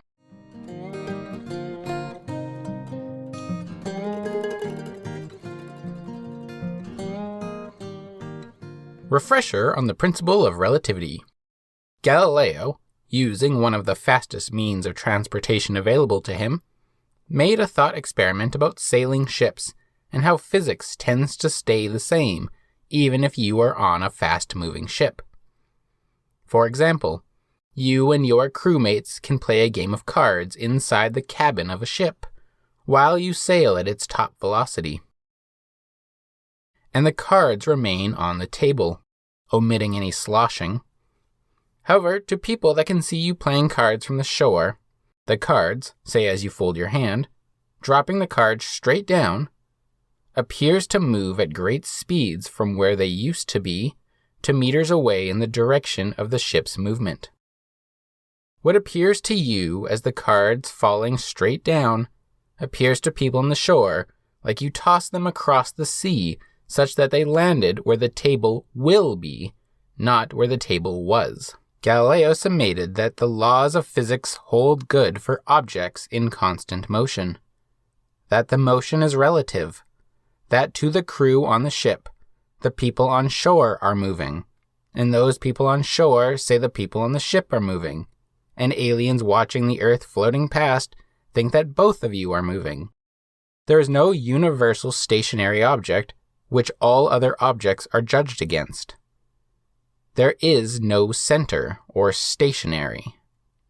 Everything is stationary to their own perspective, and everything else appears to be in motion or stationary according to their stationary position. Einstein's special case of the principle of relativity is no different from Galileo's in principle, namely that Einstein's two postulates fall in line with the essential nature of the original principle. The first postulate states, physics is the same for all observers, just as Galileo showed. The second postulate is actually a derivative of the first, being that it states, the speed of light is the same for all observers. The second postulate comes from the first postulate, and from the work of James Bradley and James Clerk Maxwell. Bradley first found that the speed of light was the same no matter what star he measured. No matter which direction the Earth was moving, light was always the same speed. Maxwell showed that the speed at which the electric field interacts with the magnetic field is identical to the speed of light. Einstein, through his work, which we will explore here today, tied the two together and stated that the physics that is the same for everyone is a physics which uses light to interact, and therefore, no matter how fast or motionless you are, if you exist, then light is moving at the same speed as it always is. For physics to be the same on a train which is moving at its top velocity on Earth, or a lab on Earth which is spinning and orbiting the Sun, or a lab which is stationary in the Sun's frame of reference, which is orbiting the Milky Way's center, then the speed at which these atoms interact, the speed at which the atoms of brain neurons must interact, must be the same for all observers. For this, Einstein needed to show that 1. Photons are light, and photons interact with material as packets of wave energy. 2. That material which the photon interacts with are made of atoms, that atoms exist. 3. That Maxwell has a Galilean relativity problem, and that problem is solved by understanding what must physically be observed by people outside the moving frame of reference. And 4. That mass and energy are equivalent, which is the consequence of 3. All of which Einstein achieved in 1905 at the age of 27. The first paper was on what is called the photoelectric effect, which establishes that light comes in wave packets called photons, and that the energy of a photon is quantized. Newton, 300 years earlier, showed that light was heating up objects, not just shining light and color. That materials absorb light and reflect color and heat. Einstein showed that the absorption of light at certain frequencies could cause the material to emit electrons. Before Einstein's photoelectric effect experiment, scientists in electromagnetism thought that electrons could be emitted through a continuous buildup of continuous light waves, such that the material would continue to absorb energy until it filled up to a limit and would then emit the electron. The experiment proved that this is not the case. Light of a certain frequency, which is lower than the threshold for the emission of the electron, never emits the electron, no matter how long you wait or the intensity of the light. However, a low-intensity, short burst of light at the correct frequency can emit an electron. Einstein thus showed that the best description of a photon is that it is a discrete packet of energy, a quanta of energy, not a continuous wave through space. This we will come back to when we get into quantum mechanics in later videos. In the second paper, Einstein modeled Robert Brown's pollen in water observations to show that the random motion of the pollen was caused by atomic interactions of water molecules, which at various times, interacting in various ways, interacts with the pollen in different places, in different degrees, and the resulting atomic forces physically move the pollen, resulting in what appears as the pollen randomly walking around the petri dish. The third paper, Einstein showed that Maxwell's equations of electromagnetism was not matching up with Galileo's principle of relativity. To understand this, we need to get a bit more acquainted with Maxwell's equations. The equations known as Maxwell's equations were not created by Maxwell. Maxwell simply compiled a list of experimental equations, and that list was a lot longer and a lot scarier looking than the set we know today. The set we know today was actually provided by Heavyset's simplification of Maxwell's compiled list. Inside 2 of the 4 field equations, Gauss's law and Ampere's law, there can be found 2 constants. The constant inside of Gauss's law is epsilon naught, which is called the permutivity of free space, which is the capability for an electric field to permeate a vacuum. There is also the permeability of free space, which is denoted mu naught, which can be seen appearing in Ampere's law, and is how permeable space is at letting magnetic fields flow through it. The permutivity value can be determined by using Coulomb's law, where the charges of 2 objects are known. The force between them is known, and the distance between the 2 charges is known. I have covered how Coulomb first found the value for the permutivity of free space in the History of Electricity video. We can just say that if 2 balls are given a charge of electricity, then they will exert a force on each other. The strength of the force will depend on the amount of charge and the distance between them. The constant that Coulomb used was necessary because the environment in which the charges interact makes a difference, even in a vacuum tube. The product of the charges, divided by the distance squared between them, is not the exact force. The permittivity is a constant of proportionality between the electric field in a material to the electric displacement in that material. And in this case, the material is the ether, or free space. You can have, as an example, the permittivity of water as well, which is not very permitting at all. If you take two metal plates and you charge one to be negative and the other to be positive, an electric field will form between the plates. If you place water between the plates, the electric field in between will decrease. If you remove the water and air between the plates, all that is left is the little stuff, which we find to have a constant property value of 8.854 times 10 to the negative 12 farads per meter. The permeability value is a proportionality between magnetic induction and a magnetizing force when forming a magnetic field. For example, the permeability of iron is very high and will become magnetic in the presence of a magnetic field, whereas wood has a very low permeability and can ignore the presence of a magnetic field. The wood is not permitting the magnetic field. The iron is permitting the magnetic field. The little stuff of the ether, or free space, has a property of permeability which is equal to about 4 pi times 10 to the negative 7 Henry per meter. Maxwell found that a time-varying electric field acts like a current, and applies to Ampere's law, which says that a magnetic field is created. By applying this to Ampere's law, the equation becomes mu naught times epsilon naught times the time-varying electric field. This leads to a wave equation, and wave equations have waves which have velocity, and therefore Maxwell was able to find the speed of the electromagnetic wave, using only these two constants which are experimentally demonstrated.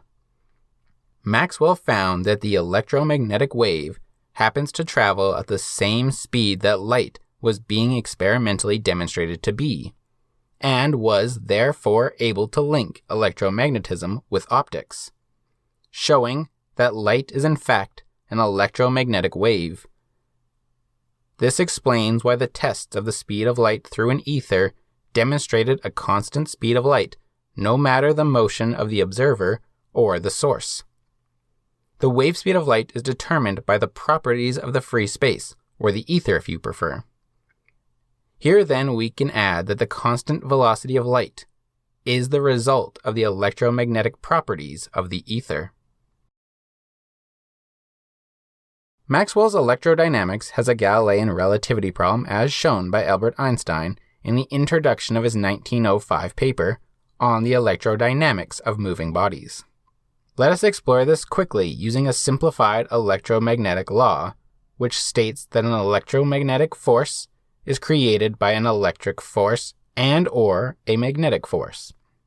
If a charged particle is displaced by this force, the displacement must be caused by one or the other, or a combination of the two. An electric force is caused by an electric field interacting with the electric field of the charged particle. A magnetic force is caused by an interaction between the magnetic fields. We know from the History of Electricity Lecture 2 video, a magnetic field will only exist around moving charged particles, and therefore, the current creates a magnetic field, as does the moving test charged particle. A stationary charged particle does not cause a magnetic field, and therefore, a stationary charged particle cannot interact with the current-carrying wire's magnetic field. Einstein used this law to prove that there is a Galilean relativity problem with Maxwell's equations. Paraphrasing Einstein, he writes, "A copper conducting wire has no built-in magnetic attraction. as the wire has an equal number of positive and negative charges, making the wire neutral. Maxwell's first equation, Gauss's law, says that an electric field depends on the charge density. A net charge would mean no electric field, which means no electric force. Even if we hook up a battery and get the electrons flowing, the charge density remains the same, and so there is still no electric field, and therefore no electric force. Maxwell's last equation, called Ampere's law, states that a moving current does create a magnetic field. The Lorentz force law states that an electromagnetic force exists if an electric field exists and/or if a charged particle is moving with a velocity through a magnetic field. We currently do not have an electric field present, but we do have a magnetic field now. But without a charged particle moving through it with its own magnetic field, there will be zero force. Here Einstein points out that the relative motion of the objects in the scene would violate either electromagnetism or Galilean relativity, both of which are experimentally confirmed to exist. So there must be something wrong with our interpretation. If we put a charged particle in motion near a copper wire, from the point of view of the stationary wire, a charged particle's magnetic field is moving through the wire's magnetic field, and, therefore, a force is created. But from the point of view of the charged particle, the wire is moving, and it is stationary, and so there is no velocity of the particle, which means there is no magnetic field for the charged particle, and the wire is neutral, so there is no electric field from the wire, and therefore there is no force whatsoever. From this point of view of an object moving relative to the charged particle, the laws of physics have changed, and Maxwell's equations would need to be rewritten, up until they stopped moving with the charged particle, where they would need to return to the old equations. This would mean that relativity wouldn't hold for objects in motion, which is the only reason for relativity to exist at all. Something is wrong here. When the observer is moving with the charged particle, there is still a force applied to the charge, yet in this frame of reference, there is no force generated by an interaction of magnetic fields as the charge is not moving, meaning the force can only be created from an electric field. The only way for an electric field to exist in this reference frame is if the charge density in the wire was not neutral. The only way to satisfy electrodynamics and the Galilean principle of relativity at the same time is if space and time are relative, as charge is invariant and does not change with respect to motion. This is where the concepts of length contraction and time dilation are implemented into the principle of relativity. The only way to account for the forces affecting the particle would be if the charges in the wire are no longer neutral, such that there is a higher density of particles of one kind or the other in the wire, which will depend on the point of view you observe the experiment. From the perspective of a stationary charged particle in the wire's magnetic field, the density charge would come from an increase in the protons in the wire. Assuming the wire is solidly packed with atoms that cannot move, this effect can only be true if the lengths of the proton have contracted. This would produce a high density of protons in that region, which produces an electric field, which would interact with the electric field of the stationary charged particle, and therefore an electric force interaction would occur. The solution to Maxwell's electrodynamic problem can therefore be solved using a special case of the principle of relativity, which leads us into Einstein's special relativity. To understand Einstein's special relativity, we need to return our minds back to our bodies. We need to be the measuring device, taking in perceptual data or energy from the outside world, pursuing objectivity completely. Simultaneity, time, and position. Perception is based on simultaneous sensory interactions. The formation of the perceptual level is the result of neurons firing together, and therefore wiring together, caused by the energy received by the sense receptors. When a sense receptor receives energy from the external world, it activates, and that is the activation of a biological cell, which has similar physical requirements of the life the entity helps make up, and therefore it must consume energy to function, and then reuptake its source of energy to prevent death and to continue functioning for the next step. The activation of a cell causes the cell to become temporarily unable to activate again, equivalent to not being able to kick because your leg has just kicked and cannot kick again, it is at full extension. The cell takes a moment before it can fire again. When the cell is back to ready mode, it fires again and sends the exact same signal in parallel with all the other cells that fired with it the first time. Given enough exposure to repeating simultaneous activations, patterns emerge in the cortex, dots, lines, circles, squares, triangles, etc., including patterns of motion, for example, the detection of a line in a column of cells, say A, B, C, D. The line was first detected by A and B, but then the column A was off, and B and C were on. Then B was off, and C and D were on.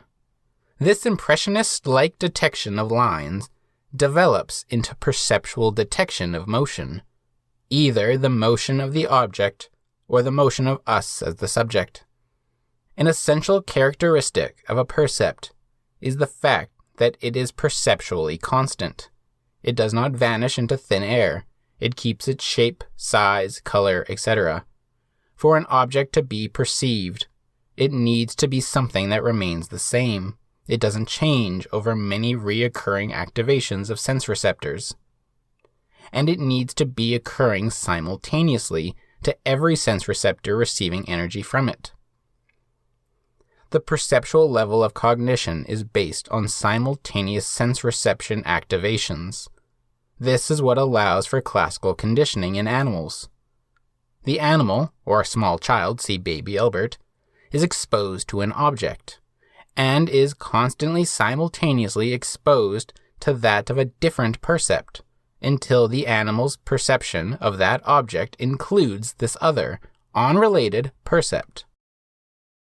Say you have a speaker play a sound at the same time the object, a rat, opens its mouth. Even a grown adult put in that situation will be taken aback, wondering how it is that the rat made that noise. It would appear that the rat did make that noise precisely because it happened at the same time, many times, a series of simultaneous events. The formation of percepts comes from things that don't change in space or time, omitting the movement of the object or subject and omitting decay lengths of materials. Implicit in a percept is space and time. That thing over there at this moment, at this snapshot of sense detection. The perceptual observability of causality implicitly starts to provide this, then that. And those causal percepts come from experiencing one set of simultaneous sensory detections following another set of simultaneous sensory detections of an external simultaneous interaction of objects, aka perceptual awareness. When children learn about the science of time measurements, they learn that by measuring the amount of clicks on a clock an event took to go from start to end is how you measure time. Measuring time is an abstraction, an answer to the question, what would my senses simultaneously perceive at this simultaneous click of a clock? The concept of time is tied to the question, what would my senses simultaneously be experiencing if I paused somewhere in the causal chain of events? Time is the product of experiencing causality perceptually, experiencing the external simultaneity of subject-object interactions simultaneously with the internal simultaneities of sense detection and integration. When we view the clock to see the time, the clock needs to be visible, which means light needs to be coming from a light source, reflecting off of the clock and reaching your eyes unimpeded. However, we have learned how and why light takes time to travel. We cannot change that fact of reality. Light moves at a finite speed. So when we look at the clock, what we see is coming at us from the past. The light that immediately strikes our retina the moment we open our eyes to the clock face is light which had already left its source, traveled the space of the room between it and the clock face, reflected off of it, and traveled the space between the clock and your eye. Within a room, and given the speed of light being so quick, the time it takes for you to see the clock face will match the physical mechanisms of the clock, given its human mechanical scale, despite time having changed, and so, typically, you cannot see very far into the past. However, the same cannot be said of objects in space. For instance, from Ole Romer's work, we know that it takes about 8 minutes for the light of the sun to reach Earth in a straight line. So if the sun were to magically vanish, it would take us 8 minutes to notice. The research of this ether that light was traveling through to get from the sun to us led to the scientist James Bradley discovering that light always travels in that ether at the same speed.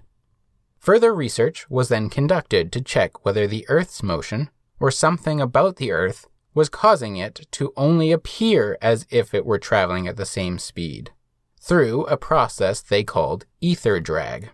This led to the scientists Michelson and Morley to conclude, through not finding any drag effect, that the ether drag hypothesis, also known as the luminiferous ether theory, was to be rejected. If the effects of the speed of light in vacuum is an illusion, it is not one caused by ether drag. The speed of light as a constant was proven by James Clerk Maxwell by showing that the speed is the speed at which the fields of electricity and magnetism interact. And therefore, nothing can be faster than the causal connections which allow for the existence of all observers. Einstein takes only 2 facts of reality to set up special relativity. 1. The speed of light is the speed of causality. 2. Physics works everywhere, whether you think you are moving or not. These 2 facts, and our fact about the sun's light distance from Earth, helps us set up a great visual of what must be true. The sun is 8 light minutes away from Earth, meaning it takes 8 minutes for light to travel from the sun to Earth. Now imagine a situation where Earth has 2 suns, and it is set perfectly between the 2 suns. We know it is perfectly in between because it takes 8 minutes for light to reach the Earth from both suns. Now imagine that we send 2 rockets off of the planet, one on either side of the planet, complete opposite, aiming towards the 2 suns. Finally imagine that at some small time t, briefly after the rockets launch off, both suns vanish or explode or dim or brighten or the color changes, whatever, so long as it is a light effect which takes the Earth 8 minutes to notice. Are the events simultaneous to the rockets like they are for the Earth? Very apparently, they cannot be. For the rocket on the left side is closest to the left sun and sees that sun's change in less than 8 minutes, and sees the change in the far sun in more than 8 minutes, and vice versa for the rocket on the right. Therefore, what is simultaneous for the Earth was not simultaneous for the rockets, and therefore, if one's understanding of time is based on simultaneous events occurring with the hands of your clock, then time cannot be universal like Newton held. For time to be universal would require that all 3 observers, everyone on the 2 ships and everyone on Earth, sees both suns vanish, or whatever, at the same time, which would mean that light would have to reach the rockets, which are not in the center, at the same time, and at the same time that the Earth receives both simultaneously. This would mean that light would have to travel very fast for the far rocket, normal speeds for the Earth, and slower for the close rocket. This was the presumed position, which is ether drag, as the scientists thought it had to be the case that all three were experiencing universal time, and so the ether dragging effects of the rockets and the Earth must be speeding and slowing the light to make it appear as if universal time did not exist. After Michelson and Morley smashed the ether drag, the only conclusion left to draw was that what counts as simultaneous events to one person doesn't mean it's simultaneous for others. This brings us back to the solution to the Maxwell-Galileo problem. We said earlier, the only way to satisfy electrodynamics and the Galilean principle of relativity at the same time is if space and time are relative, as charge is invariant and does not change with respect to motion. We now know that velocity of objects must be relative to observers, as this means that different observers see the same events in space at different times. So we get two investigators, and they are placed in different frames of reference. One investigator is riding the wire. The other is riding the charged particle. Both investigators agree that 1. Someone is moving. 2. The particle and the wire move further apart after some time t. 3. Both agree that the speed of light is c. And 4. That physics is working. They are not exploding on-causally. Special relativity. The manner in which to apply these equations, known as the Lorentz transformations, is similar to applying the Galilean transformations. In Galilean relativity, we saw that the speed of a thrown object was added or subtracted from the speed of the object it was thrown from, in order to have our math match reality and conform to each person's point of view. If a man on the shore wanted to know why the sailor thought the ball was only moving at 50 kilometers an hour, he had to remember that the sailor forgot about the relative motion of the ship. So the man on the shore subtracts the ship's motion and gets the same answer as the sailor, and vice versa. Lorentz transformations make clear that the ether is basically a fixed quantum field and light travels through it at the same speed in all directions, and matter which interacts with that light also travels through it, but the light is only attached to the ether, so the motion of the matter does not change the speed of light. Because of this, you apply the Lorentz transformation by remembering that the sailor of the spaceship, which travels at the speed of 0.7 c, forgets about the relative motion of the ship.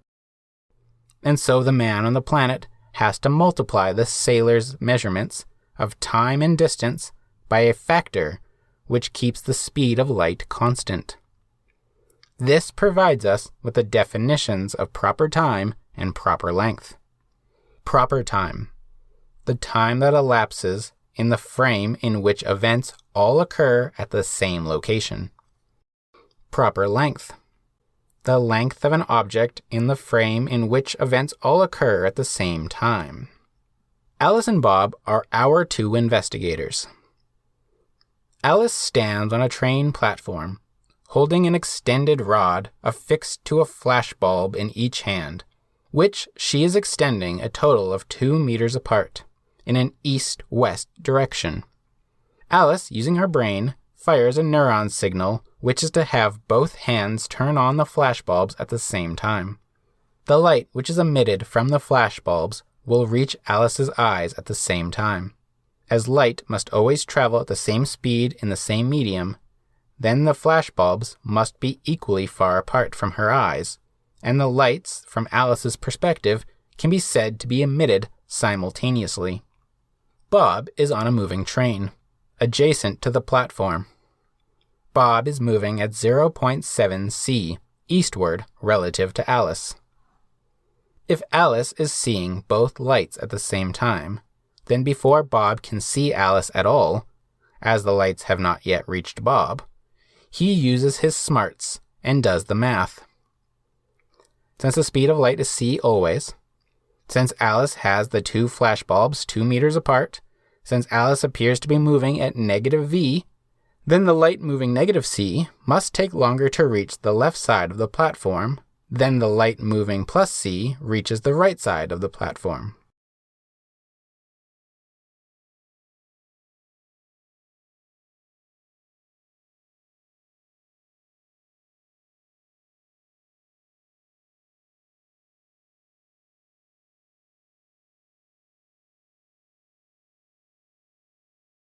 Therefore, if Bob believes Alice when she reports that she saw both lights, requires for Bob that the lights were turned on at different times.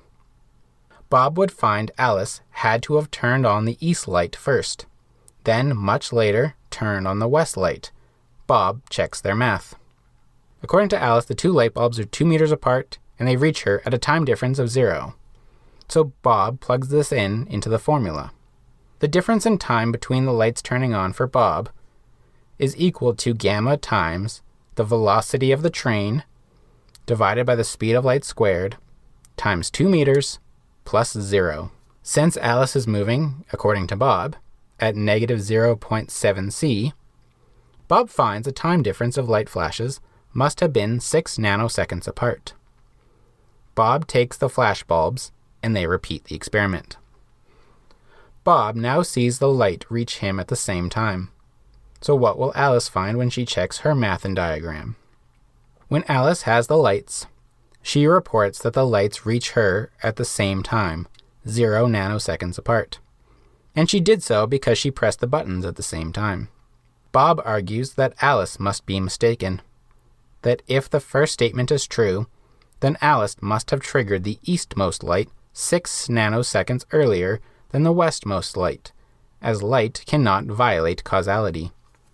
When Bob has the lights, he reports that the lights reach him at the same time, 0 nanoseconds apart. And they did so because he pressed the buttons at the same time. Alice argues that Bob must be mistaken, that if that first statement is true, then Bob must have triggered the westmost light 6 nanoseconds earlier than the eastmost light, as light cannot violate causality. Alice and Bob both agree that the other's far light had to have been switched on first, but both say that they turned their lights on at the same time. One possibility is that the far hand experiences time differently than the close hand. Perhaps this is a brain effect. Maybe our right hands attempt to balance out neural length differences with a default 6 nanosecond delay. Unfortunately, this cannot be true, as the delay again shows up if we switch directions, and then it is the left hand that appears to experience that time delay. Still, maybe it is a brain effect, where the hand furthest from the forwardness is delayed for some reason. So Alice and Bob construct a new experiment. No hand switches to remove this possible bias. Instead, Alice and Bob fix clocks to their east and west walls. According to each investigator, they see their own clocks as ticking at the same time, reading the same time at the same pace. However, the other experimenter must disagree that their clocks are synced. Despite not being able to see the other person's results, as the light takes too long to reach them, they know that the light that traveled in the direction of motion must have come from an earlier time, according to them, as the light from the back end takes longer to reach the investigator in the center. So both investigators know that their clocks appear to read the same time simultaneously, but they must also know that since one or both of them is in motion, then the light moving in the same direction as their motion must have been emitted earlier than it would appear. And therefore, if they approach the clock on the back end, they would see it speed up as they move towards its proper time. So the clock in the front is actually behind, and the clock in the back is actually ahead, such that the difference in distance the light needs to travel to reach the investigators balances out to appear to arrive at the same time. This is because light travels through the quantum photon field, or ether, as opposed to being a type of object that experiences time and space. Light is not contained in the ship like the air and man and ball and flies and fish were. This clock setup is merely another example of the relativity of simultaneity. The lights coming from the flashbulbs or clocks were emitted or reflected at different locations at different times. A weirder effect occurs when the two investigators, within their own frame of reference, record the same time, but, based on the travel distance of a mover, the other must calculate that the other's clock is moving further. So if they are recording 1 second, and you know it traveled more than 1 second amount, their clock must be slow. One of the thought experiments that demonstrates this is called the light clock, which is a perfect mirror box that has a trapped photon inside, such that the photon of light bounces up and down in the box, and each time the photon does a number of bounces, it counts out the seconds of a normal clock. As a simple example, 1 second may be counted when the photon does one complete trip from the top to the bottom and back to the top. In reality, such a clock would require millions of bounces to count 1 second, as light moves at 3 × 10⁸ meters per second. So if the box were half a meter tall, then one complete trip would be 1 meter, and so to count 1 second would require 300 million complete trips, or 600 million minus 1 bounces. I have a different clock that we can use. It's our neurons. A lot of your nerve cells have a long cord called an axon, and that axon is insulated with what is called a myelin sheath. The axon is long, such that a single cell can reach far across the body to communicate its signal, and the myelin sheath helps to make that signal move faster. Together, the signal of touch can move at 80 to 120 meters per second. As most people are between 1 and 2 meters, a 100 meter per second signal can travel up and down the average person 50 to 100 times in 1 second. For a signal to be felt, it does not need to travel all the way to the brain. Some signals can be felt at the moment the signal reaches the spine, such as the knee-jerk reaction or reflex. So imagine Bob is 2 meters tall. His legs are equal in length to his torso and head, making his legs 1 meter long. As Bob moves along inside the train, which is moving at 0.7 c, Bob feels a pebble in his shoe. If we were to set up a neurology lab in the train and hook Bob up to an EEG machine to test his nerve impulses, we see that Bob's signal moves at 100 meters per second, or 0.1 meters per millisecond. So it takes 10 milliseconds for the signal to move from the foot to the spine. If we repeat this neurology lab in the stationary frame, Bob's nerves still receive the signal after 10 milliseconds. So we can say that Bob's nerves are constant. They always receive the signal in the same period of time, 10 milliseconds to travel 1 meter. But Alice is not convinced. Alice never got on the train and never saw the lab being done, but she trusts her colleagues would not make such a mistake. But clearly something is wrong. For when Bob was on the train, the signal that started in his foot traveled straight up his leg to his spine in 10 milliseconds, but his spine was no longer 1 meter away. After the first millisecond, the spine, Bob, and train had moved 210,000 meters eastward. If Alice calculates how long according to her clock it should have taken the signal to travel, given the motion of Bob and his train, Alice must argue that by her clock, it would have had to take longer than 10 milliseconds. However, Bob counters and says that from his point of view, it was Alice who had the nerve signal that took longer than 10 milliseconds to be received. Given that he has the lab equipment using electrical signals that move at the speed of causality, he argues that it cannot be wrong that it took him 10 milliseconds, whether his frame is moving or not. And he argues that it was in fact Alice receiving nerve signals slowly, and therefore experiencing time slowly, and therefore seeing him slowly. If relative motion affected the speed of our nervous system, we would never move, as every time we started moving with a constant velocity that is different from the stationary Earth frame of reference, our nerves would fail to function properly and we would die. unable to signal the heart to beat and lungs to breathe. There is only one solution that solves the conflict.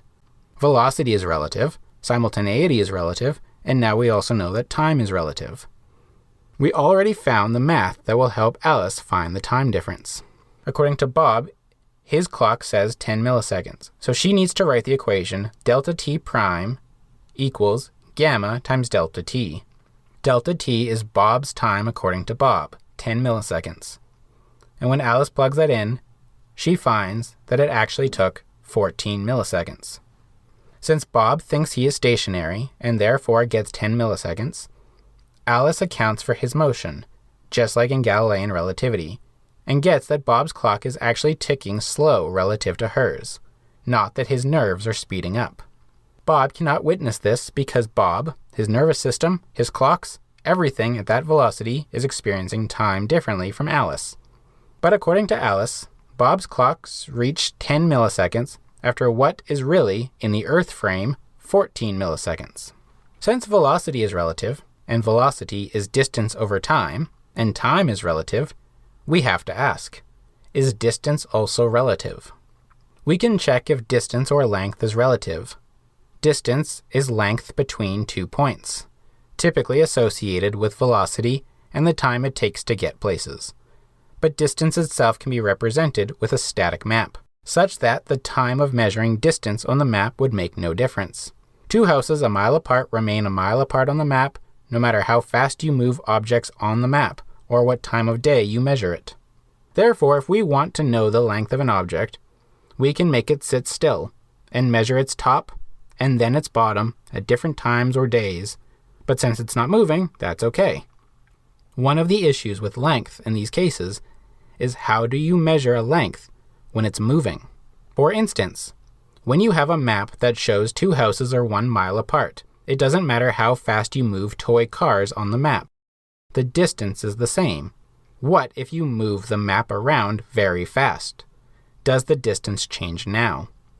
As, by the time you have a chance to move your eyes to the other end of the ruler, the location changed, including the first end, which is no longer at the first house. We found that if an object is in motion, then the two frames of reference will argue over whether or not their clocks were synchronized or not, and this causes an issue in the agreement of length measurement. So if we want to measure length, human clocks and rods will not be very useful to us. Instead, we can use the properties of light to get what we want. Light always travels at the same speed, so we don't have to worry about whether the velocity is relative. Given that, Alice and Bob set up a new experiment. Alice and Bob fix a laser pointer at the back of their trains, and a mirror at the front ends. The laser is fired across the train length, hits the mirror, and returns back to the source at the back wall. The length of the train is therefore the distance the light traveled, and the time it takes to travel is the distance divided by how fast it traveled it. So for Alice, who is stationary on the Earth at the train station, the light traverses the inside of her train without the train itself moving, and so the distance the light needs to travel is the train's length twice, and its change in time can be found by dividing the twice train length by the speed of light c. Bob disagrees because to him Alice is in motion, and Bob states that to him he is motionless, and her calculations are actually his, that it took his photons twice the length of the train divided by c. But Alice knows that it is Bob that is in motion, and so Alice does the math to check what is happening here. According to Alice, when Bob's train's back end lines up with hers, it fires a photon towards the front of the train. But the train is moving in the same direction of that photon, so the photon approaching the front of the train must travel the distance of the whole train, plus the distance the train moved in that time period. Once the photon hits the mirror and starts to return to the back of the train, the distance it would have had to travel would be the length of the train. However, before it can do so, the back of the train races up to meet the light, and so the second photon travels the length of the train minus the distance the train moved in that time period.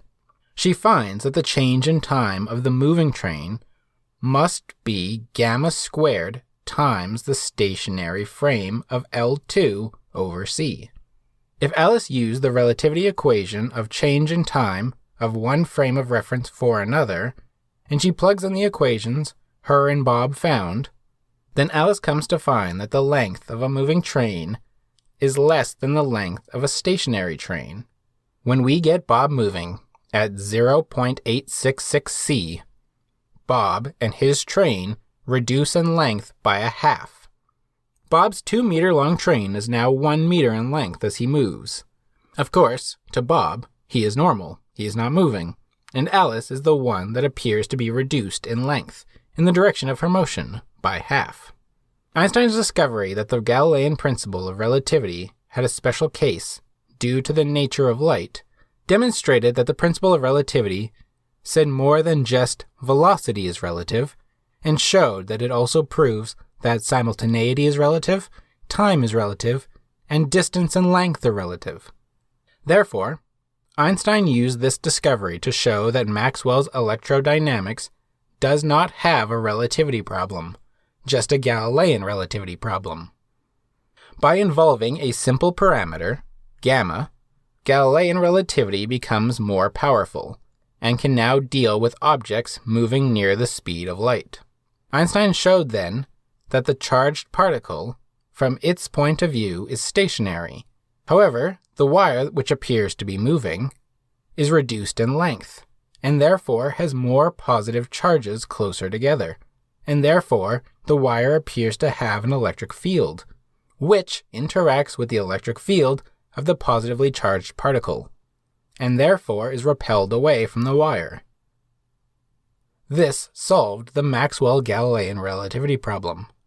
Just like with the Galilean principle of relativity, if you assume it to be false, then you would have to accept that every event involving velocity would have two or more causal realities, such that to one group of people, the ball was thrown backwards, and to another group of people, the ball was thrown forward.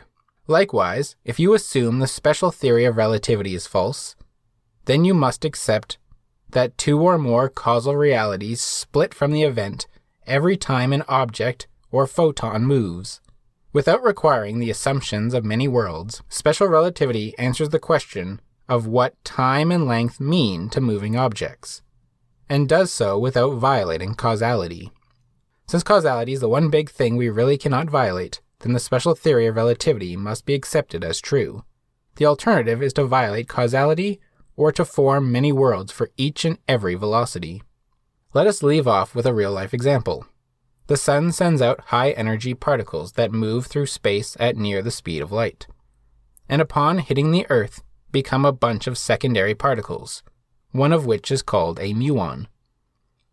The muon is an unstable subatomic particle, which has a mean lifetime of 2.2 microseconds.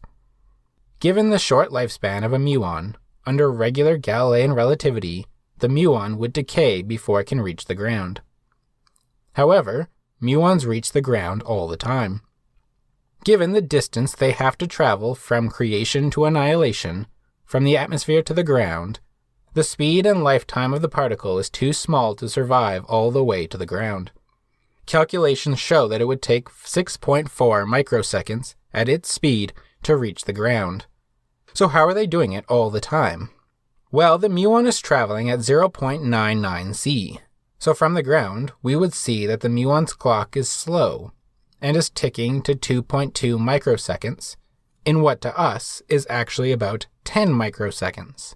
And to the muon, it appears that the distance between the atmosphere and the ground has reduced from 2,000 meters high to 280 meters high, so it can reach the ground in 2.2 microseconds. If time dilation and length contraction were not facts about the nature of motion, then nearly all of the muons would decay in the upper atmosphere, which is not something we experience. Let us review our list of principles. Existence exists. A is A. Consciousness is conscious. The universe is causal. The universe is full. Nothing is prior to the little stuff. The Galilean principle of relativity is valid. Light is an electromagnetic energy disturbance in the electromagnetic or photon field, which always travels at a constant velocity in the ether because of the properties of the ether. The special principle of relativity is valid. With the aid of guiding principles, we have shown this case for Ayn Rand's little stuff has a solid foundation in physics. Until next time, I have been your host, Ryan Cooney of Existence University. This video is possible thanks to contributions to the Existence University Patreon by viewers like you. Thank you.